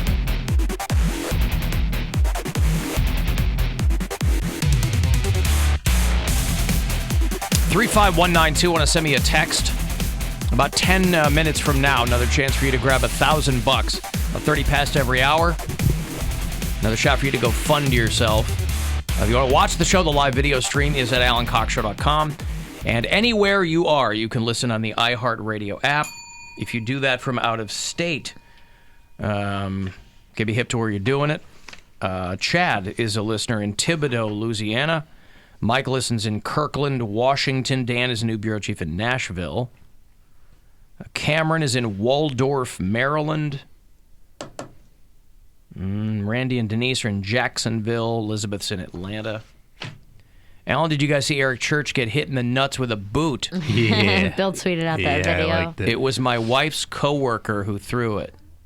Why do people throw things at shows? So that he asks them to do that. He has a song about boots, and he has people. He'll like point at certain 3 or 4 people in the audience to throw it up, and he'll grab it and he'll sign it and throw it back to them. I see. Oh, okay. Yes, I wasn't going to explain that whole thing to you on Twitter. I figured we'd talk about it today. He did not pick my Nike. I'll tell you that much. I was standing on my chair, waving my Nike around, and he didn't. Right, pick but then me. people throw a shoe up on stage. You only throw it when you point. You're only supposed to throw it if he chooses you, if that makes sense. And then you throw your shoe. He catches it, he signs it, and he throws it back. And nobody steals your boot. It's Eric Church. No. It seems no. If you're at an Eric Church show and the guy signs something, nobody else reaches up. But that's doesn't matter. But everybody knows around you. Okay, Like I'm just asking. It's like you and say you have 5 friends, and then people in the row in front of you. They know that he's pointed to you, and that's your. And it literally comes off of your foot, so you can't leave with one shoe on. No, you can't. But that doesn't stop somebody else from stealing your boot. No one would let him get away with it. I don't put anything past anybody anymore. I'm not saying that There's people haven't punching tried. kids in the face at baseball games to get a stupid ball. So. Right. Square up. I'm not saying people haven't tried. Somebody but... threw a lemon at Ariana Grande at Coachella. Man, square up. She's walking. You already said that. She's walking up on stage. Somebody throws a lemon. It was a lemon wedge. No, it was a full lemon at her. Hit her. It just happened to hit her on the chest. I don't know what they were aiming for. They probably weren't aiming to. Well, if hit they're her, aiming for a chest, they're a good shot. Right. It's hard to find. She's got a little teeny boobas. But Did you say so teeny boobas? Boobas. Teeny boobas. Teeny boob. Is that one word? Teeny boobies. Teeny boobas. Okay. Boobas. All right. So that's a good shot with the lemon. It looked like in that video, though, they were like people were just chucking boots. At the show I went to on Friday night, nobody threw anything extra. If he pointed at you, he threw the boot. I think once he got hit in the nuts, everybody was like, people had their "Ooh, boots up in the air, and he picked them, and the Okay, little maybe kid, I was just so enamored by him getting hit in the nuts. Yeah, he handled it probably. like a champ. I give him credit for that. Killed it. He got hit in the nuts, and he handled it like a real champ. Not fun, but he took it in stride. It hit him full on in the cojones. You can see it on my Twitter at Bill Squire. It's funny. Alan, you guys were talking about Pound Cake's porn trade when he was in high school, and I had a similar thing happen a few years back at my school. My buddy and his buddies gathered a large collection of nudes from girls in our school and put them on a flash drive. That's too much. It is, man. That's doing the most. That's like underage for one thing. Illegal. Yeah. My friend was the holder of the drive, and he would sell copies to people, $25 a pop. And then those guys would sell form, and they'd get a cut. And after a few weeks, guys started to get pinched, and nobody pulled a Pound Cake. And everybody kept their mouth shut. I'm not serving federal time for you. Federal time. In the end, everybody but my friend was busted. How? We ended up burning the drive. He got off scot-free like a drug kingpin in a movie. Yeah. All right. Well, there you go. That whole thing's gross. That is gross because at least I was. Everybody's pooling like naked chick pictures that Right. they have from your school, and they're not. They're meant for you. That's like the revenge porn kind of thing that is just not okay. I don't like that. There used to be a site. I don't know when you girls are going to figure it out. I have don't a know when you're going to learn. Stupid question. Girls or gays. Can people get in trouble? So, like, say, whatever, an ex of mine had a picture of me from when I was 17, and now I'm 30. Do they still get in trouble from underage porn? Yes, if they still have it. If you were 17 in the 30 picture. now, it But doesn't if you're matter. 17 in the photo. Yes, it's The time. okay, I didn't all know these how it guys who worked. get pinched for kiddie porn, I mean, it doesn't matter how old the person is now. They don't have to currently be 9. It's the fact that they were 9 when they. That's okay. right. Yes. Yep. I know that's they a- were yeah. underage in the photo. Right. Yeah, you can't make child porn and then be like, all right, once I'm 18, I can start pushing this I don't out know. there. Yeah, that is a stupid question. There So I was was like, a- this seems dumb to even say out loud. There was a porn star that was underage when she made a bunch of porn. She lied about her age. Tracy Lords. Tracy Lords, yeah. Yeah. And then they had to... That's my generation. They had to pull all her porn because she was underage. She lied about her age, so she was 16. Oh, wow. So if you ever saw one of those OG Tracy Lord pornos, you were like, oh. I mean, down the road. At Yeah. the time, you're like, yeah, okay, cool. Yeah. But then you're like, oh. My I'll friend, watch the 16-year-old go at it. my friend from college, I think he had a boyfriend, and I don't know, it must have ended badly, and he posted all his nudes to like this website, and the website, his parents sued that website, and that website got taken down because it was like one of those revenge porn websites. It had your nudes, it had your Facebook profile, it had your address, it had your email. Oh my gosh. Like it was excessive. So I don't know how much he got from that settlement, but it was crazy, and I could not believe that. I was like, that's how you get stalkers. Like that's beyond. I think you're on the site right now. I know, because I know the guy who runs it. This guy, Nick Ritchie, runs this You website got called posted. The Dirty. Oh, no. I was talking about you got posted. Oh, no. There's a few of them. Yeah, there's a couple of them. I still don't know how these websites don't get They sued still exist, all yeah. the time. His parents yeah. sued the crap out of that company. I was like, damn. I had a friend that was on one of those, but he was just drunk in the background of a girl flashing her boobs. So he's just like blacked out, just going, huh? And it's very funny. Because some of the, like this particular website, you can go by like city. Yeah. So you'd see people if you were out and about a And you lot can in Cleveland. find You their would see Facebook people stuff. that you know. Hey, here's a picture of the most desperate trash bag you'll ever see, Yep. and then it's just some chick. I don't think Cleveland's even up there anymore, but it used to be. Maybe it's still. Oh yeah, it is. 75 pics. Don't find me on I was like, that terrifies me that I'm on one of those. Well, let's see if See if you're on Mary's this on there. one. Fine to see if I'm on there. But they put guys on there too. Yeah, They're they like, do. look at this scumbag who's trying to pick up young chicks. Yeah. And They I post mean, your news. They were like, look at his tattoos, just so you know, when you see him on the street, you can identify him. Like, it's scary stuff. right. Because these people are completely, like, even if you're going to do a nude, just do a picture of your genitals and that's it. But, like, these people are in the mirror. Oh, yeah. Well, but they're blowing them up body. for a bunch of different things. Like, here's this guy, he owes me thousands of dollars, and here's this chick, she's a bitch, and she's got a kid, and This don't is a- trust this girl, and you know. Oh, you didn't say the name of the website. Yeah, I did. It's Oh, called was The it? Dirty. It's been around Oh. for like over a That's decade. what I'm saying. I don't know how they're Before still I up. moved to Cleveland, only thing I knew about Cleveland was Super Pimp, because he was on The Dirty. And they were like, "Oh, look at this old dude who's like always." And once I like met the dude, I think he was kind of misunderstood in this website. But still, they just are constantly blowing people up on this thing. I can't even believe it's still around. Yeah, you got posted, got taken down. Like, that was another one. And he's dealt with plenty of lawsuits. That's why I'm surprised that It still exists, yeah. Yeah. You know, it's not nudes, but still, it's just maybe that's what saves you from any kind of revenge porn lawsuits. But that's defamation, though, unless he has enough money to settle those suits. The site Poundcake's talking about was the Is Anyone Up guy. He went to jail. Oh, yeah, that's the one. Okay, yeah, I don't know the name of the guy. What is anyone up? What does that mean? That was the website. Yeah, like where they post your nudes and call you out. Wow. Kind of thing. And it'd have like your social media and all that stuff. Yeah, revenge porn should definitely be like a federal law. It shouldn't go from state to state because it's not going to go away. If you can access it anywhere in the country, it should be banned anywhere in the country. Like, that's crazy. People are missing out on jobs because someone like blew up their spot. Yeah, I guess. I mean, I don't know. Because it's not just posting the nude. You have like an article about somebody, like, oh yeah, this a terrible lay, a bad father, blah blah blah. Like you're not even just. It's not even about the nude anymore. And those stories are all based on the anecdote of a person who has an axe to grind. Yeah. So it's always like, my boy was dating this chick and she's a real bitch, and it's like, yeah, because your guy probably got, right. You know how good guys are with breakups. You are supposed to be listening to upbeat music instead of an alarm to get yourself up in the morning. Of course, everybody knows what Pound Cake wakes up to. This is how Pound Cake knows it's time to get up. I spring out of bed. He goes from, it's like a hinge. He goes from completely horizontal to completely vertical. Scared the crap That out is of. horrible. Uh-huh. Do you actually wake up to that? Yeah. Are you serious? Yeah, that's my alarm clock. Gross. Nicki Minaj, Pound the Alarm. You don't like that song, Mary? It's a lot to wake out of a dead sleep. Sure, that's what gets you up.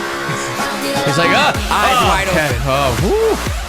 Yeah. Well, I mean, I stayed in my one friend's hotel room, and I had to set an alarm because I had to leave real early in the morning. And that played, and he just instantly woke up, and he just started dying. He's like, "That is the gayest alarm clock." He's like, "Of course you would Dude, have I would that." throw your phone against He the wall. wasn't even mad. He just was laughing so hard that he was like, "I cannot believe that is your alarm." What about Good Vibrations by the Beach Boys? Would you wake up to that? No. You wouldn't? I don't know if I would wake up to a song because I would start like connecting that song with being annoyed that I had to wake up. Well, not You only know what I that, mean? but after a while, It'll ruin it. I think you get used to any alarm too. Right. Like, I'm always trying different alarms just to see if there's something that's not annoying to wake me up on my phone, whether it's music or sounds or whatever. And after a while, you just get used to it. I haven't woken up to music. I don't know if I've ever woken. I always do had that just a phone. With like a regular Apple alarm? They have a bunch of different ones, but I think you can, if you have the music on your phone, you can wake up to any song that's on your phone. You can. Yeah, you can set a song to wake you up. Yeah. And you can set where in the song you want it to wake you up. Yeah, no, I don't think it was my alarm that upset me this morning. I just woke up in a bad mood. That's why Pound Cake sets Nicki Minaj to the middle of the song. Okay. Yeah.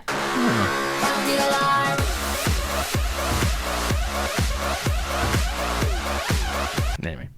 It's not I think boring. I might do that. I might change it because I just have regular. I wake up to this every day. I just go with the radar. Just a noise?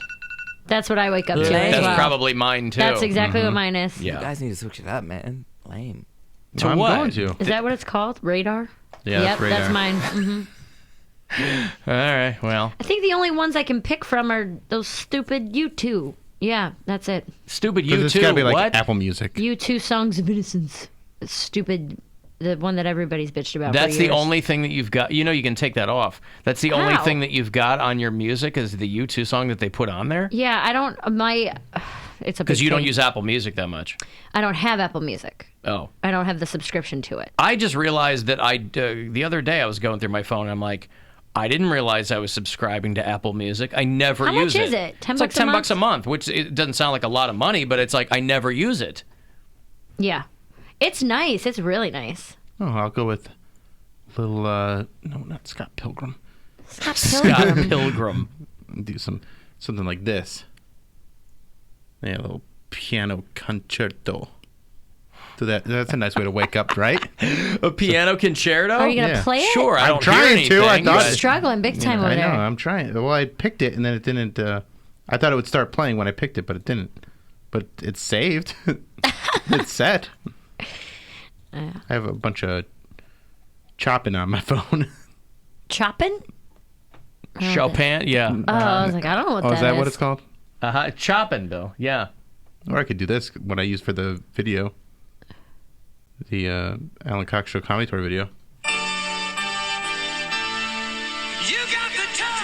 You wake up to that every morning? That's not a bad You got the wake-up touch. song, Sure, really. you're going to wake up with wood anyway, so Yeah. that's a good thing to, I wake up to that one. Somebody farted. That's a good one. I know it's time to wake up because probably somebody did fart somewhere. You have so many people in your bed. Well, it doesn't even specify in my bed. It just somebody farted. It doesn't, it could be anywhere. Is Nora still trying to fart in your face for laughs? She hasn't done that. Nope. I kind of Okay. put my foot down about that. Said no more face farting. Knock it off. Knock that off. And I keep using this line on her, and I hate it because I know it's not even true. And we all know it's not true. But I keep saying, if you're the only one laughing, it's not funny. Because she'll like fake laugh trying to get us to respond in kind. Mm-hmm. And so Gwen and I are just dead silent as a signal that like we want to laugh, obviously, but we're trying to shut it down. Right. So I'm constantly like, Nora, you might have noticed you're the only one laughing. And if you're the only, even in my head, I go, it's so not true. Right. But whatever. There's a million things I'm the only one who finds them funny. But you got to lie a lot to your kids for a long time. Some people do it for the rest of their lives. That's all it is. That's all that it is. I got $1,000 here for you. That's no lie. You can go fund yourself. Good luck. Hey, it's Rover. Go fund yourself. We have your shot at $1,000 now. Text the nationwide keyword GREEN to the number 200-200. You'll get a text confirming entry plus iHeartRadio info. Standard data and message rates apply in this nationwide contest. That's GREEN to 200-200. Good luck and go fund yourself from 100.7 WMMS. Ellen, I set my alarm to 100.7 WMMS, Cleveland's rock station. Oh, thank you, whoever that is. Very nice.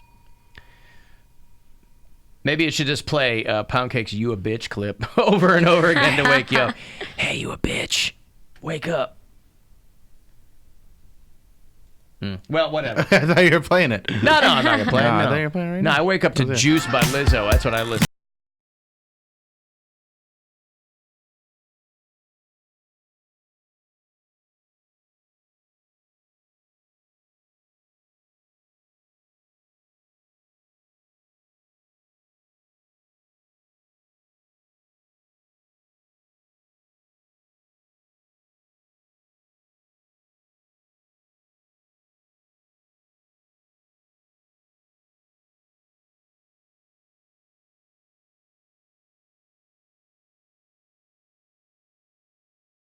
Yeah. The songs are very Bruno Marsy, but they're real good. They're kind of that's Bruno fun. Mars. Yeah, Yeah. Good morning. Good morning. Good morning to you. Wake up, bitch. You are sassy, you are fun, you are flirty, you are encouraging. Any man Fun would be- and flirty. Those are your words of encouragement? You are fun and flirty? Do you say you're encouraging? Yeah. Those are his encouraging. Wait, what? You say you are encouraging? Yeah, encouraging other people to live their best life. You don't do that. These are things I want to live up to on my alarm, Alan. These are things I'm working on. It's an aspirational alarm. I Yes. see. Motivational You are things. inspirational. No. You are. I feel like I'd do better with, like, I would need someone to say that I just stay in bed because you're a loser and you have nothing to give to this world. And I'd be like, Yeah. I got to prove that guy wrong. You are a shining Especially light. if it's my voice.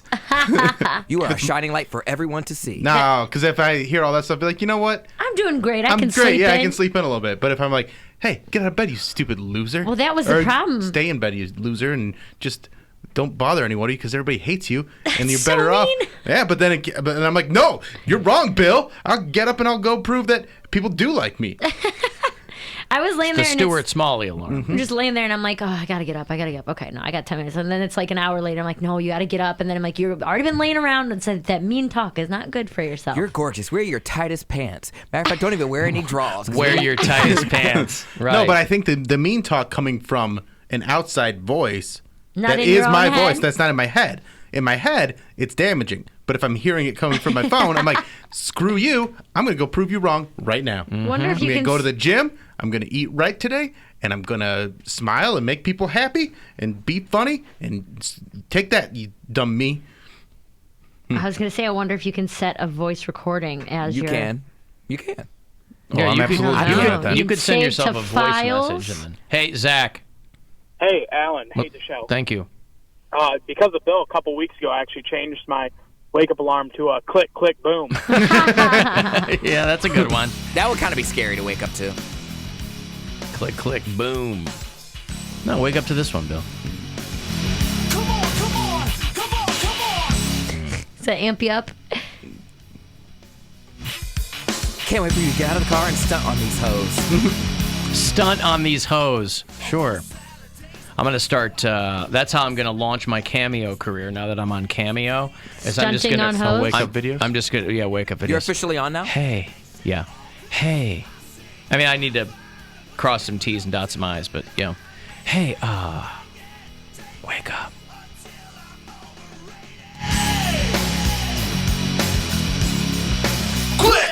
Boom! I hate it. Get up, Bill. Why do you hate it? Oh, God. So stupid. It is stupid. That's why it's funny. That's what makes... If you're the only one laughing, Bill. No, I'm just kidding. I was laughing. No, I'm joking. I was laughing. Everybody got really excited when I did it. I'm Like, oh, my joking. God. It was great. I told you to walk out to I that know. song. So why you hate it so much? I don't hate it. I had my I like alarm that it set makes you happy. in college to slay. Like, it was just slay. Mm-hmm. And I changed it. I don't know what I would set mine to. How about Do You Wanna Funk by Sylvester from Trading Places? 1983. Eddie Murphy's having the house party. Everybody's dancing around. Is that this? Yes. This could be Pound Cake's wake-up alarm. Then you could say your words to yourself. Say, you're going to be great. Whatever nonsense you said. What did you say? Wear tight pants? Encouraging. Encouraging, right. Let everybody see your mushroom cap. You try the encouraging thing for yourself, and I'm going to do the negative, and we'll see who wakes up in a better mood tomorrow. Okay. And we'll talk about it. Okay. All right.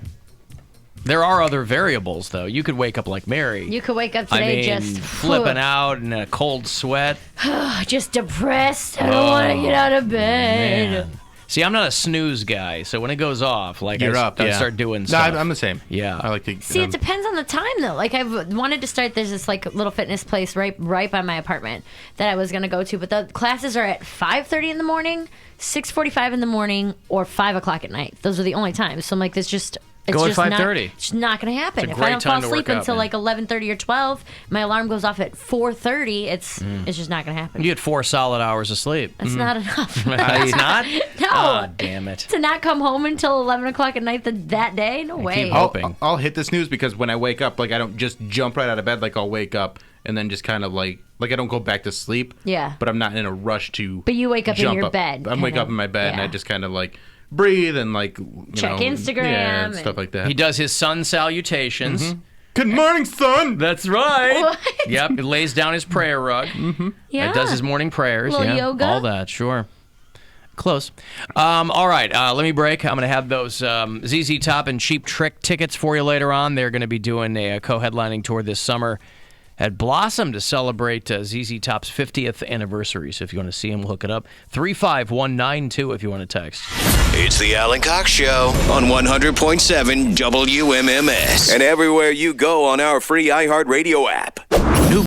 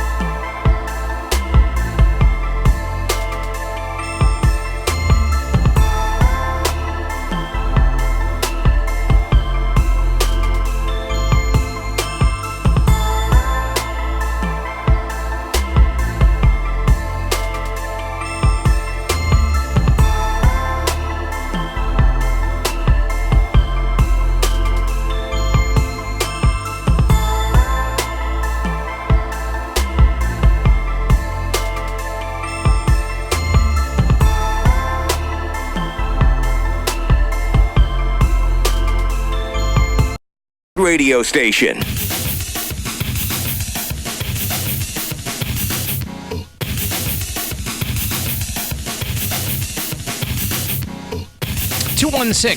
(216-578-1007) or 800-348-1007 to join us. 35192.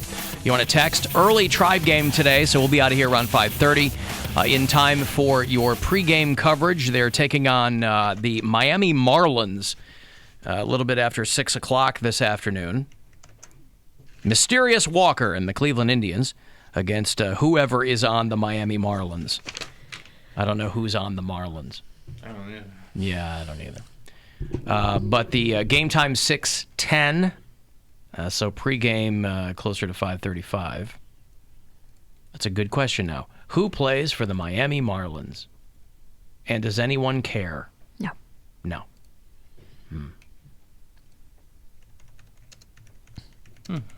I care. You do. I can't let it go. Well, I'm curious now. Maybe that Easter Bunny got recruited. Miguel Cabrera. I know who that is. Oh, yeah. Does I he know play that for name. them now? He used to play for the Tigers. Yeah. All right. Well. Old Miggy Cabs. Miggy Cabrera. Yeah, there's a lot of Cabreras in Major League Baseball. See, it's hard to keep them straight. Ryan Cabrera, right? Yeah, sure. Porcupine guy? He had the porcupine hair? Sonic? No. Ryan Cabrera. He had like porcupine hair. He used to stick straight up in the back. Who am I thinking of?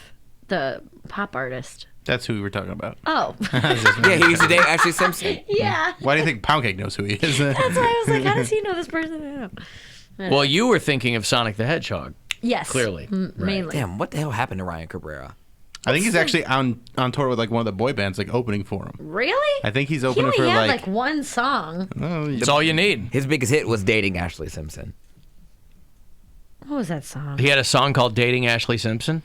No. Oh. I'm saying that was the biggest hit to him. Like he got the most On the popular. way down. Yep, that was it. That song. Karaoke. Wow, look at that. On the way down. That's the other song. Hey, before he was solo, he was a lead singer for the Dallas band Rubik's Groove. That's the greatest thing he's ever done, is Rubik's Groove. These hits are confusing. They really are. Yeah, they don't match. And much like the cube itself, one side is all white. Mm-hmm. Rubik's Groove. Look at how big his hair was. I was just looking at that It picture. looks like I was a like, he really porcupine. did have Sonic the Hedgehog hair. I told you. He looked like Brian Grazer. You know who Brian Grazer is? do not. Ron Howard's partner in Oh, that. yeah, He's always got that stupid Yeah. sticking up hair. Ew. He's old, too. Put your hair down. It is. It's like he He's looks just like he got trying to make a living. electrocuted.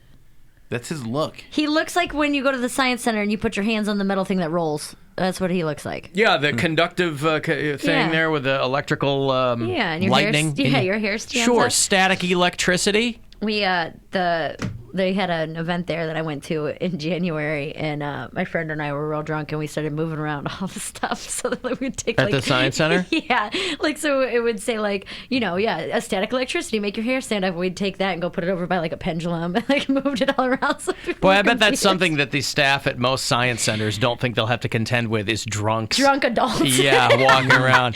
Hey, switching around all the signs. What happened to our static electricity exhibit? Oh, there were a couple of girls in here with a bottle of wild turkey who moved it all over the place. So Right. I was having a blast. Did you learn anything about science? No, nothing at all. probably not. Nothing that I retain. Right. Well, you were drunk. Retained. Yeah. Mhm. Yeah. All right. Now, have you felt compelled to go back sober and learn some things, or perhaps apologize, or hey, I was the girl that moved. If you guys remember, someone moved. I just the swapped static around electricity. a lot. No, not the actual things, just the little placards. Oh, the placard. Just moved them to confuse so people. none of it made any sense. It'd be like, oh, this is what it like a simulation tornado, and it was standing next to like a t-ball thing, like a thing where you pitched and see how fast it would go, and they're like, what does this have to do with tornado? That feels like that's their fault for not having those things nailed down. Thank you. Right? It made me and my friend laugh very, very hard. Do you think maybe if you were to learn more, that would help with your depression? Because you'd feel like you're just taking yourself to another level? If I was learning more? Yeah. I've thought about that where I'm like, I should learn a new skill or like do something new. You can join Get or read a Dodgeball. book.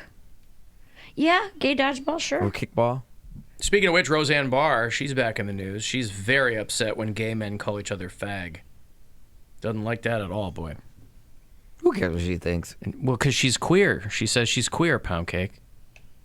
She's adding herself to the tribe. Wait, she's gay? I think she probably means it in the strictest sense. I don't know if she means it in the LGBTQ sense. But it's very important to keep your name and face out there when you don't have a television show anymore. Right. Yeah, I immediately and people thought... need to go, oh, right, she's still around. How does she dress like Hitler again? That'll get some I know, publicity. right? Like she's pulled some stunts in the past. I mean, Yeah, I was confusing her with Rosie O'Donnell. I was like, she's not gay. I was like, Roseanne Barr. Yeah, she ain't gay. Who still blames Sarah Gilbert for losing her career. oh my gosh. Remember when these people used to be all about personal responsibility? Oh, right, I love that. yeah. Right-wingers, personal responsibility. And then they blame every single other person they know for when something goes south. Man, the word is a really hateful word, isn't it? Still living in Hawaii, I So think. is ape. Raising macadamias. Yeah, right. Is that all she said? I know. I'm like, is that it? Especially when it's like one gay calling another gay guy that. Whoo, have you ever been in the middle of one of them hate marriages? Whew, it's like, wait a minute, we're not supposed to say that word. Well, how come you're saying that word? What? I just can't say the word. Well, I can when I'm in the house, but I can't say it outside. Oh my gosh, dude, what is she doing? Macadamia extract. What is she doing? Macadamia extract is not like a psychotropic drug or something, right? I don't think so. Okay. I thought maybe she... Like macadamia nuts? Is that what you're talking about? She runs a macadamia farm out in Hawaii. She had a reality show about it. I mean, there's... And it looks like she's still in Hawaii doing these videos. And what hate fight have you ever seen two gays Hate in which marriage. they call Hate marriage. I've yeah. never seen any gay call another gay a fag in malice. Like, if anything, they're like, "Hey, fags, get in fags. We're going bottoming." Like, I've never heard anything. We're going bottom. That's when you get in the glass bottom boat and you see all the fish. I got initiated. Yeah, that's not how gays fight. Gays do not fight and call each other fags. That's not what we do. Okay. I think we her post your nudes. I think her problem seems to be more with what you can and can't say. I think she's also mad that you can't use the N-word. I was like, that's definitely what's coming next. That's the next part of this video, for sure. As far as I'm concerned, if you're black, you get all the bad stuff about being black. Use some of the good stuff. Enjoy some of the good stuff. Enjoy some of the perks of being black. If you're gay, you get all the bad stuff about being gay. Enjoy some of the perks of being gay. Jeff Horst, who is a comedian out of Detroit, he just did 2 specials for Comedy Central with Kevin Hart. He did the Heart of the City and then like the half-hour one that comes after that. And he has a whole bit about that. He's like, white people, bitch about we can't say the N-word. He's like, why can't I? Why can't I? He's like, how about just because black people asked you not to? Like, is that not enough of a reason? Right. He has a whole bit on it. It's really, really funny. But yeah, it's like what you're saying. We like, think it would be cool if you didn't. like, hey, appreciate it if you didn't do that. Out of the 400 million words in the English language, exactly. we're asking you to not use one. Okay, I get your rules. But it is a hateful word, and you should get rid of it. Get rid of it being spoken. Why is she zeroing in on of all the awful words she's used in public? Why is she zeroing in on that? Who's she talking to? Is this on an Instagram, a video blog? Like what? Like an Insta story or something, I think. YouTube. She put it on her YouTube All channel. that LGBTQ stuff. Okay, let me just be real. I put the Q in LGBTQ, okay, because I am queer as two motherfuckers. I'm queer. I'm alien. I don't belong here with all of these people. They make no sense. They are very queer. And that makes me a queer, I guess. And then she starts up her truck, And then she's off to get more macadamias, I guess. Very strange. Well, I've always been a great supporter of the LGBLT. Nope. LGTE. Nope. GED. Unrelated. NKOTB. The wrong stuff. WNBA. Yes. Yes, WNBA. Drugs are plenty in Hawaii, so maybe she could just be living her best life. Yeah, out but there, I'm also just I'm also pretty ignorant about the macadamia nut. So there might be some extract from macadamia oil. They're very expensive. I don't think I'm not going to put this on the macadamia nut. They have no drug no, I don't think I've so either. had them plenty of times and never gotten into any sort of rant or situation like this. Like a nice white chocolate macadamia nut cookie? Yeah, Yeah, those it's are like, very good. Those are really, Like really good. Subway? Those are some of Yeah. the best ones. I yes. don't care for them in general. Really? Yeah.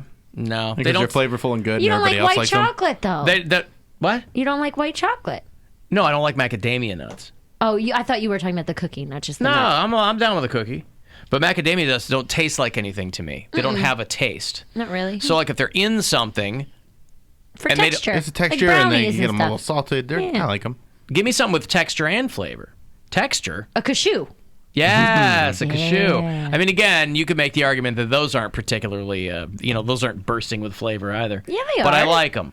Like a raw cashew. Yeah, salted, roasted. No, I mean raw. Like nothing on it. It's not really going to taste. I mean, if you salt anything, it'll taste better. But Right.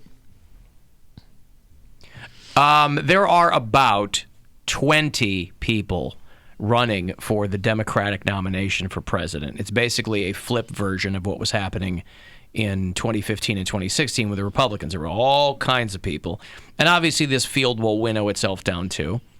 There are some people who are having their moment. Pete Buttigieg is getting a lot of positive press. A lot of older Democrats think that Biden is a pick. A lot of people like Bernie. Bernie's the guy who polls near the top. This Amy Klobuchar, who's pretty sharp. She's a representative from Minnesota. But she had her Jeb Bush moment last night. A lot of these people are getting town halls on CNN where they're asked a number of questions. People stand up. And everybody remembers Jeb Bush, please clap? Yeah. To get back in the business of creating a more peaceful world.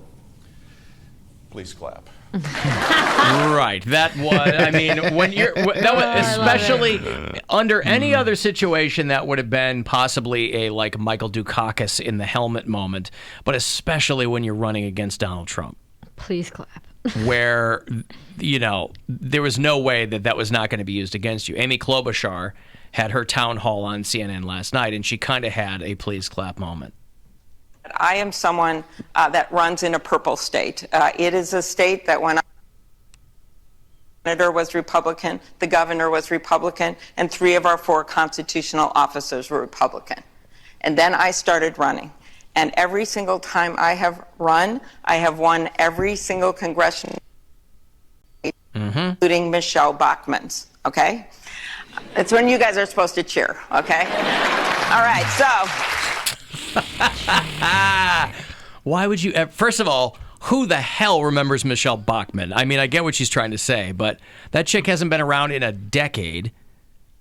And if you're talking to like young voters, they're like, I don't know who she's talking about. Right. But also, I barely know this lady. But why would you ever entreat the audience to respond in a particular way? So upsetting. Well, you also have to. You guys are supposed to cheer for that. Yeah. Well, you're supposed to have some sort of. I mean, it sucks because these people have to have charisma that they don't have.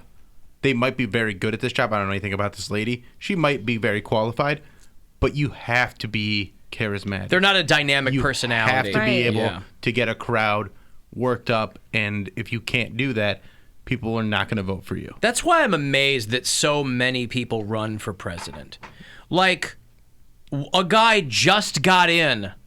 Some dude who I don't even know who he is. I know the name, but I don't know who he is. Seth Moulton, I guess, is the guy's name.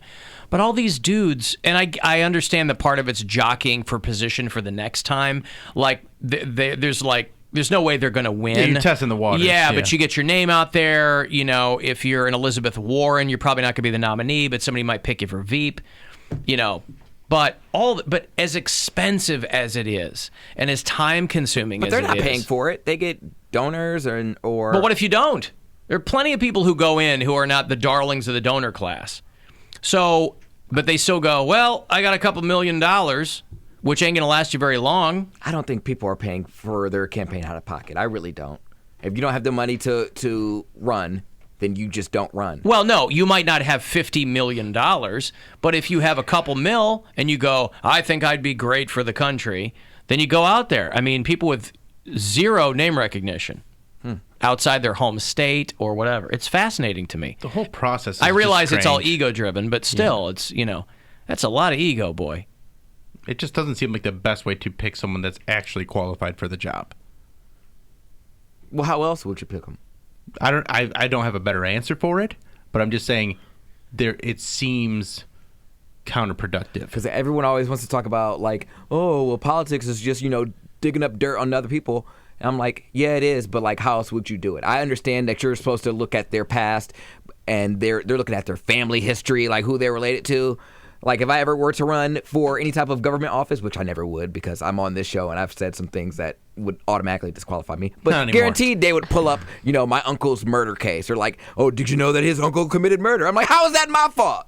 But they're just trying to poke holes in anything that your character, your character, where well, not you even came character. from, You your would family. If you can't even keep your own family in line, what makes you think you can keep America in line? Like, keep my family in line. Like, my uncle was old. But no, more it would that would be more conducive to if you had a position on incarceration, right? That's where that would come into play. Yeah. Not as a personal thing. I mean, you can't control what your relatives do. But if they're like, Cody Brown says that felons should... But his own uncle murdered his step aunt or whoever she was. Yeah, they'll have my crackhead uncle in there like, what do you feel about this? How do you feel about your nephew running the country? They'd be like, long as he puts some money on my books, I don't care. Put some money on my books. I don't care. As long as I ain't got to work those fields no more. Yeah, those fields he was working beforehand. He had some job. He called us on Easter. I don't know what. I think they brainwashed him in there. I don't know what they're feeding him. He sounded white. We spoke to Cody Brown's uncle. He sang for us.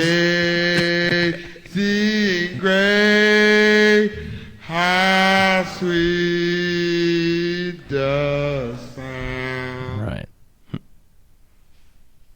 Yeah, I don't know how your murderous uncle is going to work against you if you ever run for office. No, I would never run for office. Never?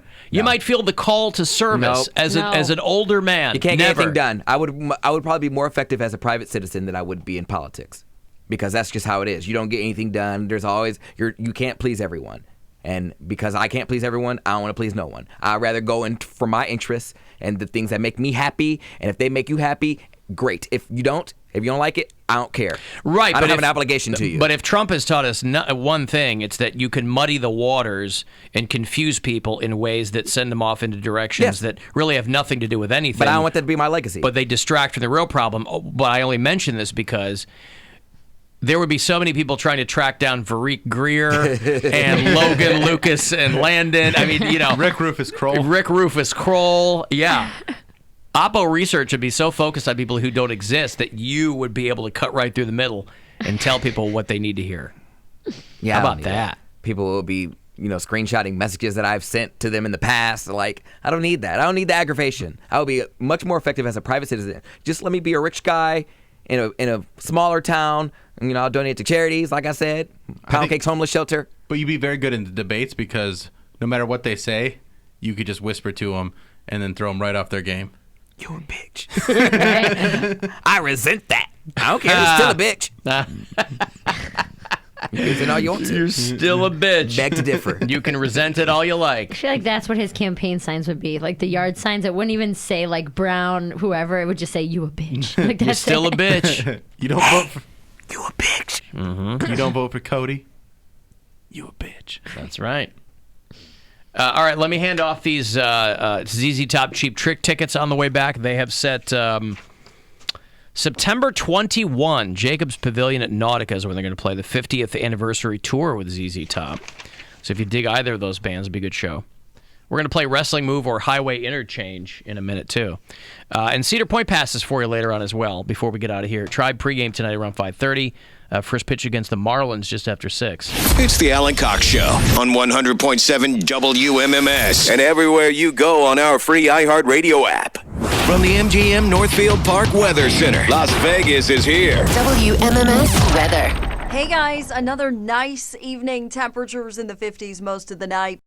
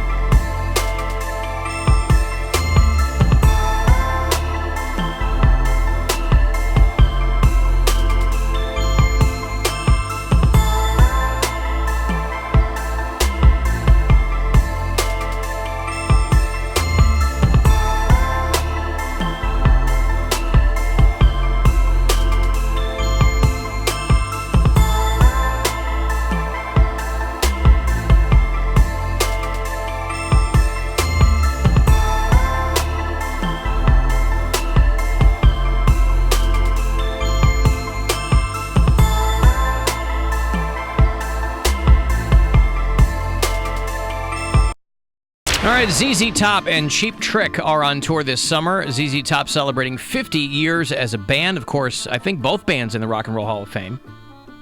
And the North American tour is going to bring them to Cleveland on September the 21st, down at Jacobs Pavilion at Nautica. Tickets are on sale, livenation.com. I'll have all the info for you. These tickets for you, 2 for ZZ Top and Cheap Trick. Be caller number 12, and you'll be there. Good luck. 216-578-1007. Or 800-348-1007. The Alan Cox Show. It all is created in a place like this by putting bits and pieces of sound together and building them all up until what you hear seems real. The Alan Cox Show on 100.7 WMMS.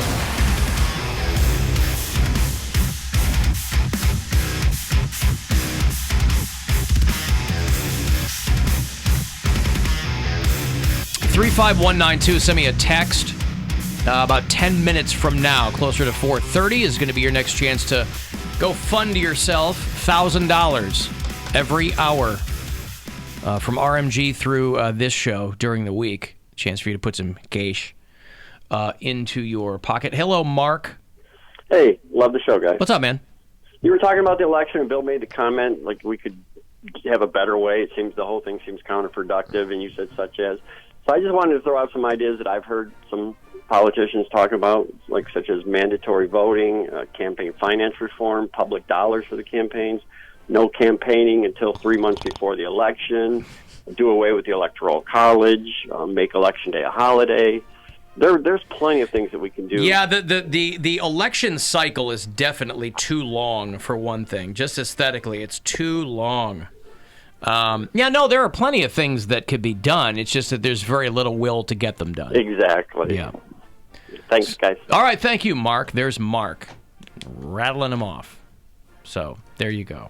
You know what's going to be the most entertaining thing if Trump loses the election?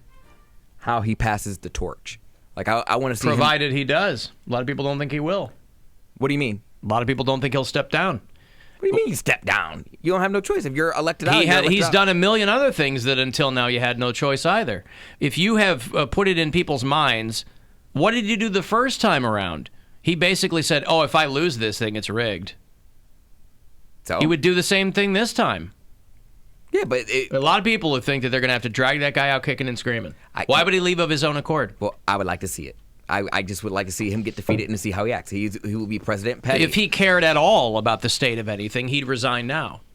But he doesn't. He doesn't. So why would he leave if he loses an election? It's better to laugh before you cry. I can't wait to see this Trump movie. I can't wait. It's going to be great. There's words coming out of his mouth, Bill, but I'm having a hard time putting them together.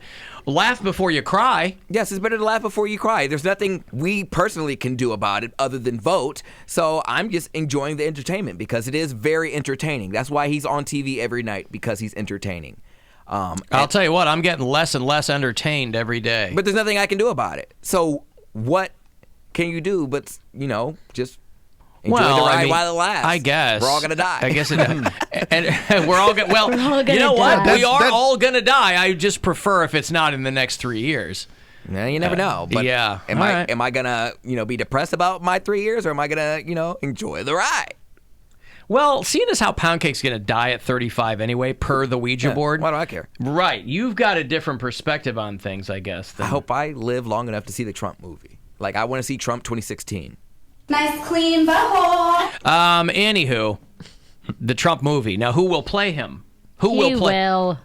Well, they're doing this. He would not let anybody else play him. They're doing this. He'll be too old by then. So what? He might be dead. Who knows? Right, and you don't have to have access. Like, he's not going to prove it.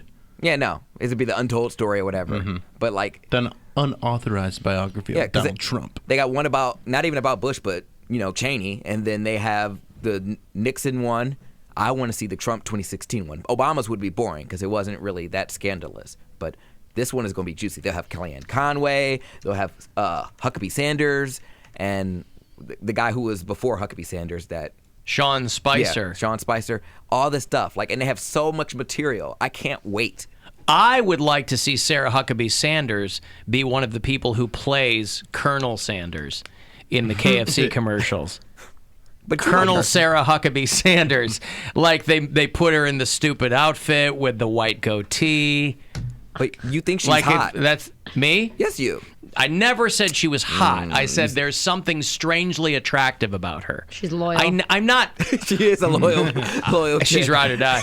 I'm not from Mars. I never said she was hot. Okay. No, I said there's something strangely attractive. But again, as I have been decreasingly entertained by all the other nonsense, I don't even really pay attention to her anymore. It's gonna be You know, good, I don't boy. even see her on stuff. It's gonna be good. Sex, Lies, and Videotape. I can't wait to see like. Now that was a good movie. I'm just saying, but Melania, I'm sure she's probably having secret affairs with like the staffmen there, like you. The staffmen with the staffmen, the White House staff. You know, the groundskeepers. You come over here, pleasure me. Groundskeeper Willie is jumping in the window at night. I'm sure she just has like some house D. Like he's there for no other purpose other than to, please Melania. Wow, you think? Yeah. Because, boy, she does not have a look on her face that she's getting anything on the regular. Yeah, she doesn't So look she does pleased. not look pleased, no. It's not like people are commenting on the fact that, wow, she looks so happy all the time. She's glowing. You don't know- Yeah. like She's all flush. Okay. I don't know. Good D and a clear conscience is all you need for a better life. And she has neither one of those. Good D and a clear conscience. Yeah. All right. So well, how would listen, she have yeah, a clear if you- conscience if she's No, I'm saying sneaking around? That's all you would need for a better life. Mm-hmm. And so clearly she's not getting that. So It's a shame that Philip Seymour Hoffman passed away because he would have made a great Sarah Sanders. I thought you were going to say Trump. I did too. Yeah, that's funny. But listen, another one, another great artist fallen. I don't know what to tell you. Hey, don't use Blink 182 as your password, stupid. They every so often they'll do a deep dive on why people get hacked so frequently, and it goes beyond people using 1, 2, 3, 4, 5 as their passwords. They found a lot of people just use band names as their passwords, and Blink 182 has shown up an inordinate number of times because I guess some people think, well, it's got letters and numbers. Right. And that Maroon 5 it is. Yeah. That'll keep me from getting hacked, but they also found that people just use Metallica as a password or Slipknot, I guess if your computer is from the late 90s. I was gonna say you need so many uppercase, lowercase, Or exclamation 50 point. Cent. Like Yeah. So they create every year this global password risk list, and they're like, these are the passwords that get hacked the most, which means more than one person used this stupid password. So if Blink 182 is your password, you got to learn to fool the hackers. Switch it to Blink 128. There you go. 132. Right? Or just 182 Blink or Eve 6. Everybody forgot about them. That's right. Eve 6. or just spell Blink with like numbers or like so instead of the Nobody could figure that Instead out. of an do I, Blink it's an with- exclamation with point. exclamation point, yeah. A 1 instead of an I. Mm-hmm. Some people use QWERTY as their password, or 111111. There you So, again, the trick is to be a huge fan of a band that not that many people are familiar with, right? Like Pound Cake. Well, this is where passwords and hipsterism really make natural allies, right? If you're in a band that not that many people know about, one, you can get on your soapbox and tell everybody about how cool you were before they were. And also, it makes a great password, because who's going to figure that out? Tomb of Feces it is. That's right.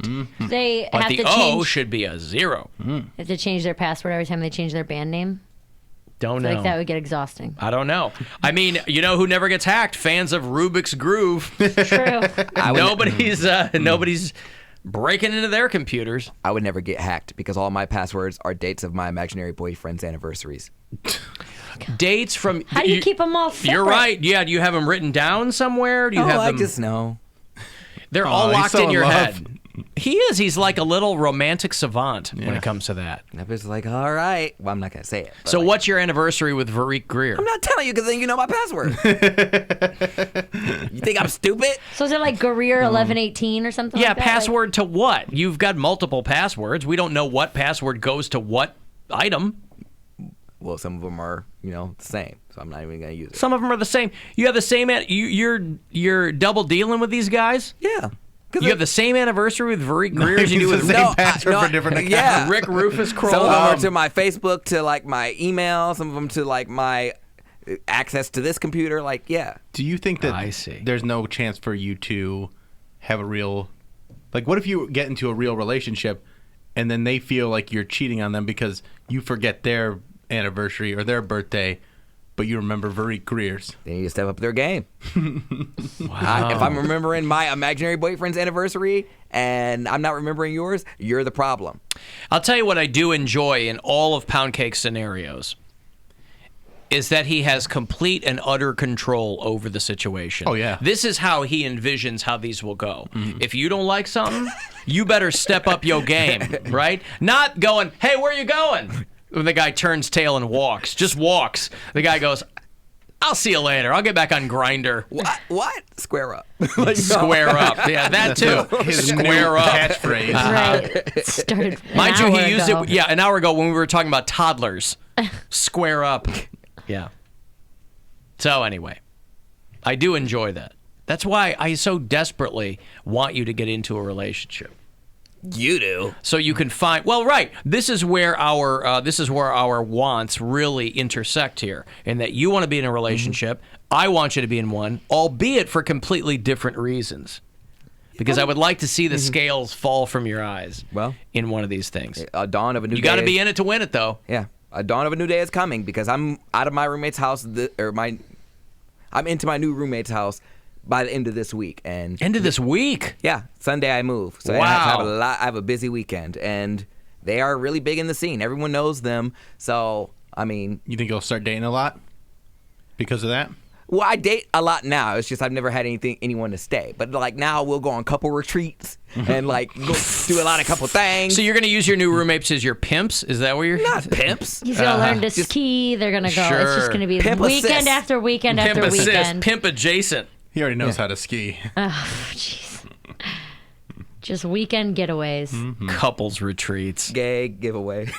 You got to Gay be getaway. but you got to be a couple first before you can retreat. Like I said, I date people. I have people for purposes. You have plus ones. Yes. Yeah. Just not plus ones that stay. Not just RSVPs of my life. RSV pound cake. Yeah, all right. Let me give you some money here. $1,000 as promised. About 30 past every hour. Shot for you to go fund yourself. Good luck. Hey, it's Rover. Go fund yourself. We have your shot at $1,000 now. Text the nationwide keyword pizza to the number 200-200. You'll get a text confirming entry plus iHeartRadio info, standard data, and message rate supply in this nationwide contest. That's pizza to 200-200. Good luck and go fund yourself from 100.7 WMMS. Boy, talk about timely. I was clicking around the other night and I was watching Vice TV, not the Christian Bale, Dick Cheney movie. Which was good. Yeah. Do you see I it? haven't seen it yet. I want enjoyed to. it. It's kind of on my short list. And they were talking to people who have a quicksand fetish. Hey. We were just talking about quicksand. Yesterday. And they were like, fetish. quicksand Fetish. hasn't even been, like we said, quicksand hasn't been a thing since like the 50s in movies. But even though it's disappeared, some people have kept it alive. Like they go banging it?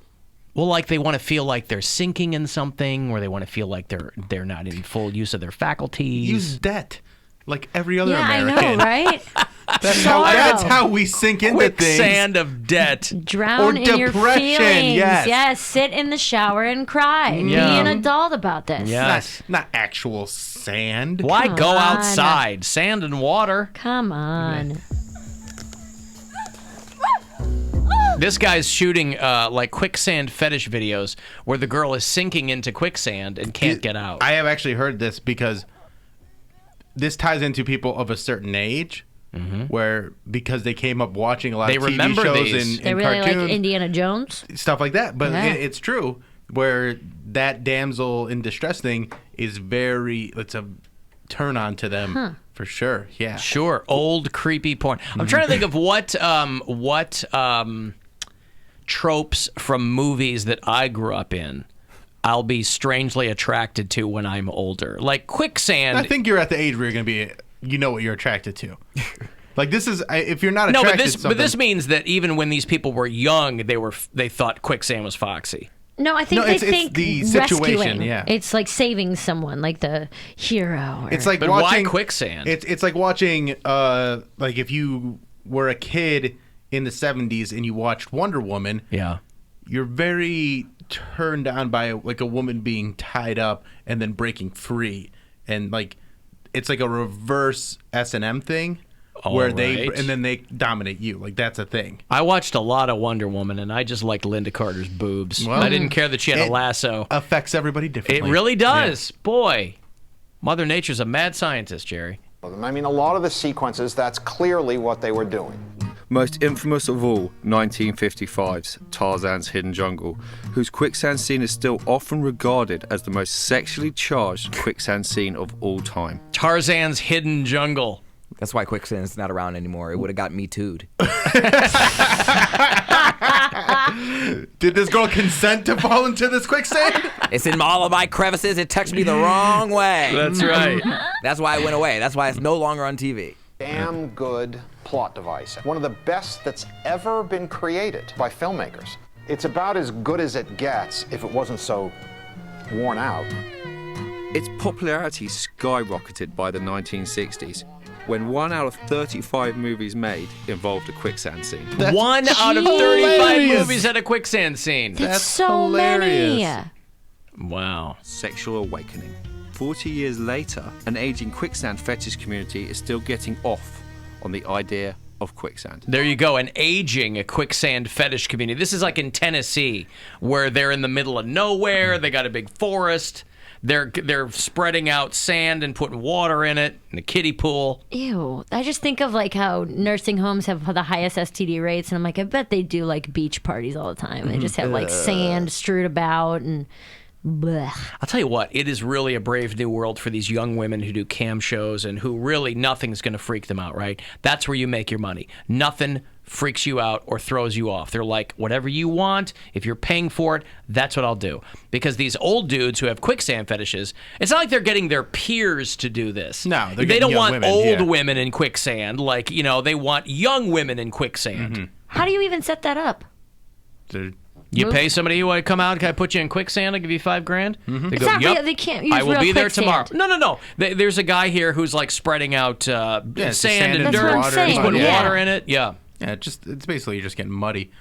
I think like other examples of this, like Manic Pixie Dream Girl, that's my generation and closer to your generation. Like there's a lot of fetishes towards that. Sure. Winona Ryder back in the day would be like my generation, I guess. Yeah, these girls, I mean, they put them in like cages and then put them in sand and water and man. I want to see this very sexually charged Tarzan scene. Right. It's just a woman grabbing onto vines trying to not... Was there like a lot of cleavage in it or something? Oh, no, it's 1955, so she has like a... She has like her ankle? Yeah, she has like a casual Friday blouse on. She's wearing a bonnet. And like a hat and khaki Right. shorts. Yeah. Tarzan. So a guy has a company devoted to this. It's called Mud Puddle Visuals. And he shoots these films. But she was obviously used to being in a cage, Dave runs Mud Puddle Visuals, a production company dedicated to making high-end quicksand fetish films. High-end quicksand fetish films. Cheap ones. You don't want low-budget quicksand fetish films. Now, if you're real smart, you take, you break off from this, and then you start making slow sand fetish films. You're like, you know what? That's a little too quick. I mean, I'm quick when I watch these. That's a little too quick. I need I need the ratio of sand to water to be a little bit different. I need her to sink into it more like a warm bath rather than she fell through the ice. How far does this go? Do they like go to all the way to the top? I'm saying like old To the weirdos at beaches, like watching someone get buried in the sand, and they're like, yeah, you know what I mean? Like real life application. I don't know. I just can't figure out how you determine that there is a big enough audience for this. Start a website and see what happens. I guess so. Clearly. Hey, anybody else out there like me into quicksand fetish films?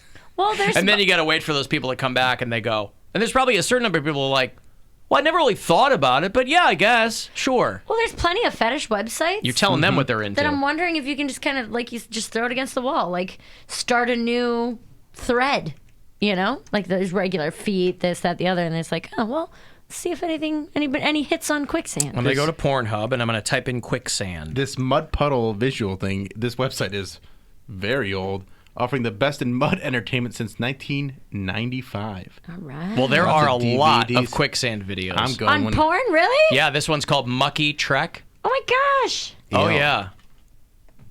Some of them are clothed. Some of them are naked. Oh, I can't get out of the sand. Oh, I'm all dirty. The only way to get out is if someone has something I can grab onto. Oh, no. Something long, Ouch. like a, yeah. But there's two people, like, doing it in the mud, too. Yeah, I I would don't think that want- would be, oh, God. Get some kind of, I don't know. Yeah, so most of the thumbnails of this are women who are, like, up to their chin in mud or quicksand or something. Weird. All right, well, post-show, I'm going to have to do a bit more research into this, Bill. It's really weird what turns people on. Like, you Oh, but never again, know it's- what someone's but fetish it's not is. weird. It's only weird to you. No, that's what I'm saying. You never Yeah. know what someone's fetish is. Yeah. But it's one of those things where it is very much tied into what turned you on as a child. The generational Like thing. when you're coming of age, and like when I say child, like when you're like 11, 12 years old, you're watching these movies, and there's all these videos or all these segments in the movies where women are stuck in mud, and that's enticing to you. Of course, it's going to carry over. Listen, my fetish is words that end in ISH. Ooh. Oh boy, doesn't take much. I've got a break, and I'll have those Cedar Point passes for you a little bit later on. Those are going to come with tickets to see Breaking Benjamin out at Blossom. LiveNation.com/Cedar Point. A best summer ever grand prize if you want to register for that while we're in the break here. That's a season pass to Cedar Point and a couple of tickets for every show at Blossom this summer. 35192. You want to text AlanCoxShow.com for everything else. The Alan Cox Show on 100.7 WMMS. And everywhere you go on our free iHeartRadio app.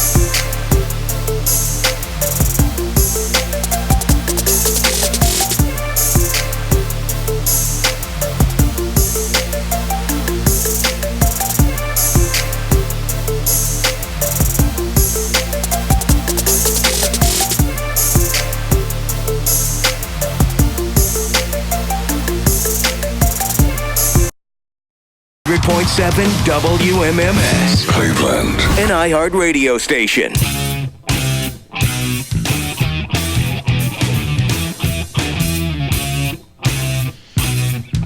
216-578-1007. Want to join us live? Or 800-348-1007. 35192. Want to text? We're going to play Wrestling Move or Highway Interchange in a minute here. Hopefully that'll be weird enough.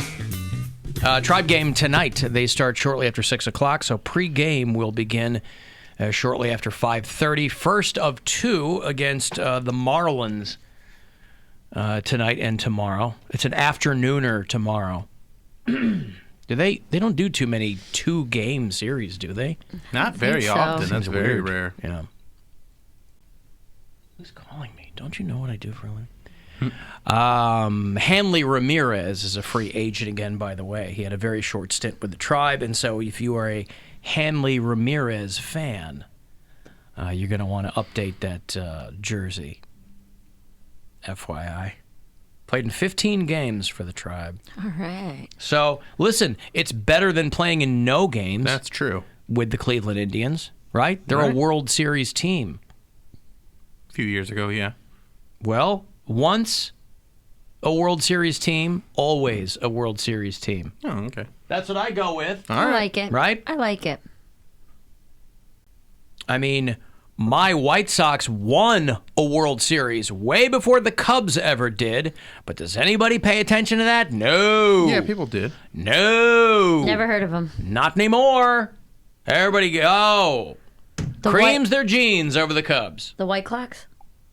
Is that what you said? What? Yeah, that's what I said. What city are they from? It doesn't matter. They beat the venerable Cubs to the World Series by like a decade. But boy, people in my own family, because I grew up in a Cubs house. Huh? Well, yes. I grew up in a Cubs house. I became a Sox fan as a young man out of spite, and spite alone. Well, that's your fault then. So they have remained my team. You use spite as you use spite in your life in so many ways. And it's biting you in the ass. No, I don't. Yes, you do. I am not a spiteful person at all. I think you are. How? In what other ways am I spiteful? I feel like you like things that other people don't like around you just to get everybody under thinks get their that. Everybody and then people argue with you about it, and to spite them, you disagree with it. I agree with that. Never-ending spite circle over here. Trust me, I would tell you if that was the case. I have no problem with spite. So I'm candid about the fact that I became a White Sox fan as a child out of spite. If I were doing other things for that, I would tell you that too. People just can't get their heads around the fact that I don't like a lot of things that other people like. They think that I'm fabricating that opinion. Trust me, I'm not. Because there are a lot of things other people like that I love. Why are you growling? Okay. Right? So I'm candid about it. I could have been a Cubs fan too. My dear departed grandmother would sit there every weekend with her Cubs hat. She didn't want to mess up her hair after she got her hair done, so she'd place her hat on her hair. Just let it rest there? Yes. Oh, man, that would slap it off there. So tempting. Like on a just bush. slap it off there. It's sitting there. See, I respected my grandmother, Bill. No, I get, listen, Didn't you have a grandmother that you said was a bitch? Oh, me? Yeah. I have You one. said you don't care that she's dead, she was mean? She was terrible. Like, not even just mean, like, she was a bad person. Gotcha. Yeah, I didn't have one like that. Me either. Loved my grandmother. I only knew one of my grandmas. Me too. All my other grandparents died before I was around. Yeah, I mean, I met my dad's mom once or twice. My dad's dad died when I was like 3, and then my mom's parents died when she was young. So I only had my grandma until I was like 13. I wish I could have switched the lifespans of my grandmothers, because my mom's grandmother, the one that I knew, died when I was really young. I was like 7, I think. And then the racist grandma that was on my dad's side, I carried her to the grave. So yeah. I was an adult, but I didn't know her. Yeah, I worry about, listen, I try to live in the moment. Mm-hmm. But I do find myself worrying as I get older, and I do have a young child. I find myself worrying about how I'm going to properly... Explain death to her? No. Properly contend with my parents passing away, because I'm of that age, and my wife's parents passing away. Because I am famously not a great consoler, right? And so I worry about that down the road. I'm like, I'm going to have to really drill down and figure that out. Let's practice. I was going to say, you have so much practice with the amount that I cry on the show. Mm-hmm. Right, but I'm not But looking you didn't to even console. No, I'm not looking. I'm not trying to console you. You're a grown woman. You know, it's just, you know what I mean? Like, Nora, you're a grown woman. Get over it. If you're the only one crying, it's not that sad. All right?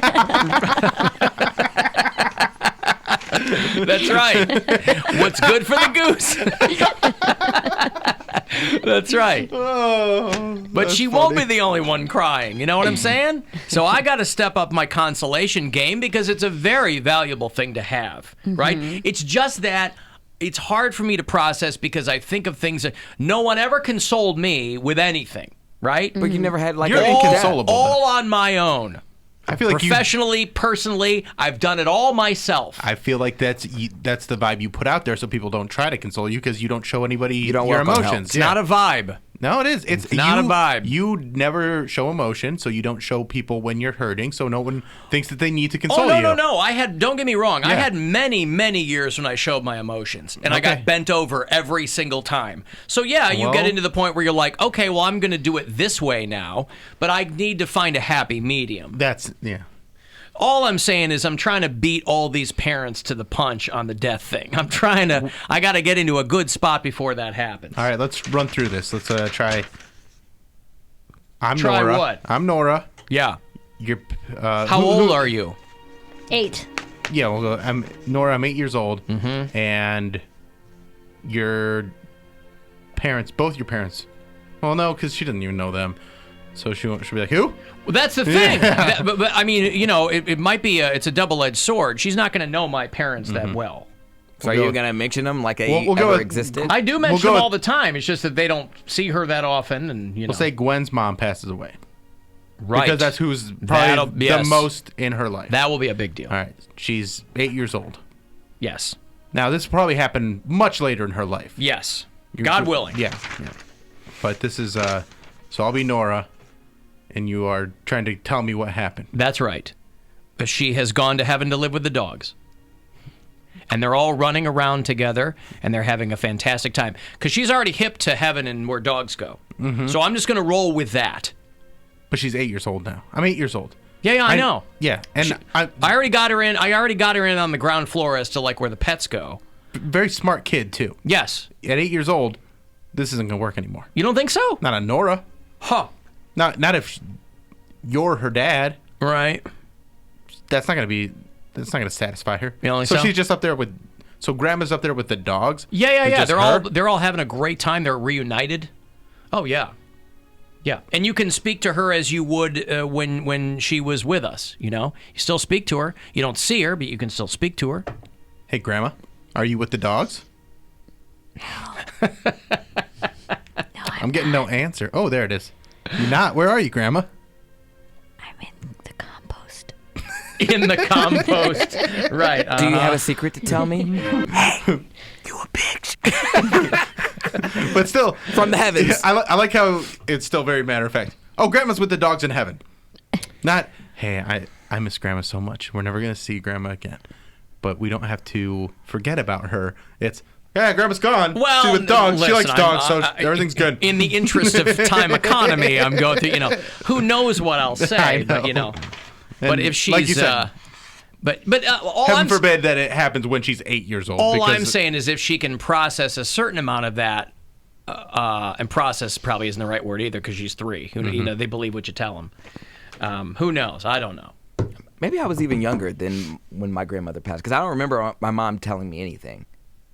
Yeah, and I had to be older than like 9 because I hopped up on the coffin. So maybe I was like 5. Well, we watched my mom's dad. We watched our grandfather die. So we were front and center for that. Like you were bedside? That's terrifying. Yeah, my mom was 29. Never seen anybody die. I don't want to see So that. it was, you know, and he had been in a bad way for a while in the hospital, and they brought him home. So over the last 2 weeks of his life, we basically saw the whole thing go down. But we also grew up super Catholic, so it's all like, you know how that whole thing plays out. If you have if you have like a religious structure You story, know more about death and things like that too. no, though. you know less about death. Well, you're told more about death. Right, you are more familiar with it, with the concept of dying. You've heard of it because when you die, you go to heaven. Yeah, but so you're you also know about death. But your head is also filled with things that make you. I think you're not allowed to really deal with it because you just go, oh, they go to heaven. Or they're with Jesus now. I mean, whatever. Well, I had a cousin that died. He was 17 when he died. And it was a turning point in our entire family because it's the first time a lot of people in the family were really questioning what Mormons taught about like the afterlife and things like that. Why? Because he was so young? Because he was so young and he wasn't the most like loyal, like he wasn't a good Mormon kid. Like he was kind of like he was doing things that normal kids do, but those are things that Mormon kids aren't supposed to do. Did they believe? So when they go, oh, he was doing this and this and this, that means he would not be qualified for the highest level of heaven. And that, having like premarital sex and drinking and things that, high school seniors do, but it was very scary and they kind of broke down some walls with them. And they had to question like, okay, am I actually believing this stuff now? Because it means I'm not going to be with my kid forever. Yeah. Yeah. But did he get, like, is there a minimum age where you get your planet? Or do you die, you get your planet? Did they believe he got his planet? No, you have to be sealed for, like, you have to have, like, a partner. That's why there's a lot of holes in the story. Yeah. Oh, there are no single planets. No, you got to have a couple. Oh, I didn't know that. Yeah. Oh. So if you divorce someone, do you get double planets? No, you get no planets. You don't get any planets. Maybe you get divorced and you like remarry. Divorce is a big old sin. Divorce is frowned upon, I think, in a lot of religions. Most religions, Yeah. I mean, there are those religions that just let you kill your wife. But then you're a battered woman. They always make exceptions for everything. So and again, you're not getting a planet anyway, so it doesn't matter. What if I want my planet? You're definitely not getting a planet. I'm like, if I even they just get decided to let you still be in the church if you're gay, and not kick you out. What church? You're talking about Mormon? Mormon church, yeah. I didn't even know about that. Mm-hmm. You guys want to play? And you've been able to be in the church for like 40 years because you're black, so... Yeah, it was only like, they've been allowed since like I was born. Mm-hmm. That's Great about news, how Cody. You're allowed in the church. You're black. Oh, wait, you're gay? Get out of here. Oh, no, never mind. You're going to be patient zero. You're our canary in the coal mine. You want to play wrestling move or highway interchange? Yeah. Wrestling move or highway interchange. Right. It's very simple, very stupid. There's just 10 questions.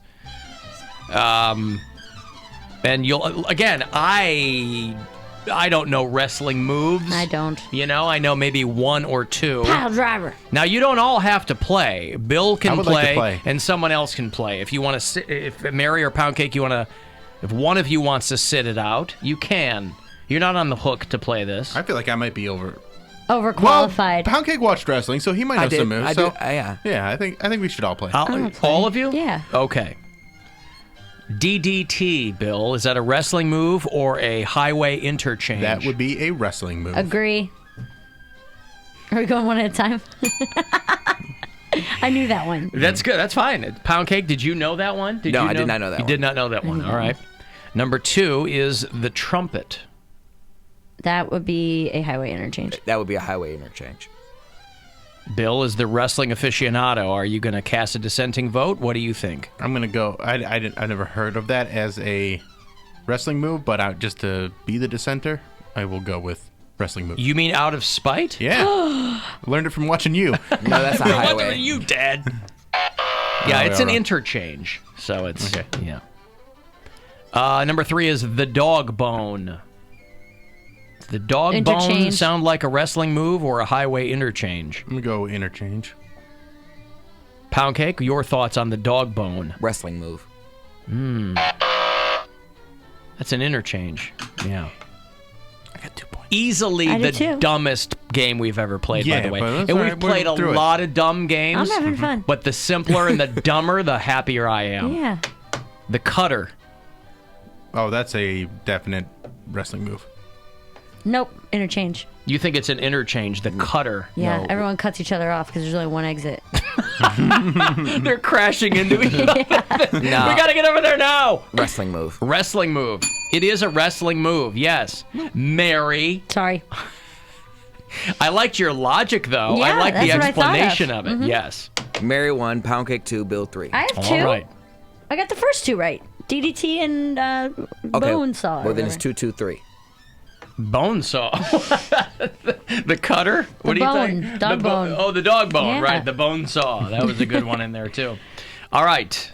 The diverging diamond. Some of these sound very easy. Yeah, I'm going to go... The diverging diamond is either a wrestling move or a highway interchange. Highway interchange. The diverging diamond. What do you think? This Mary? is for sure a wrestling move.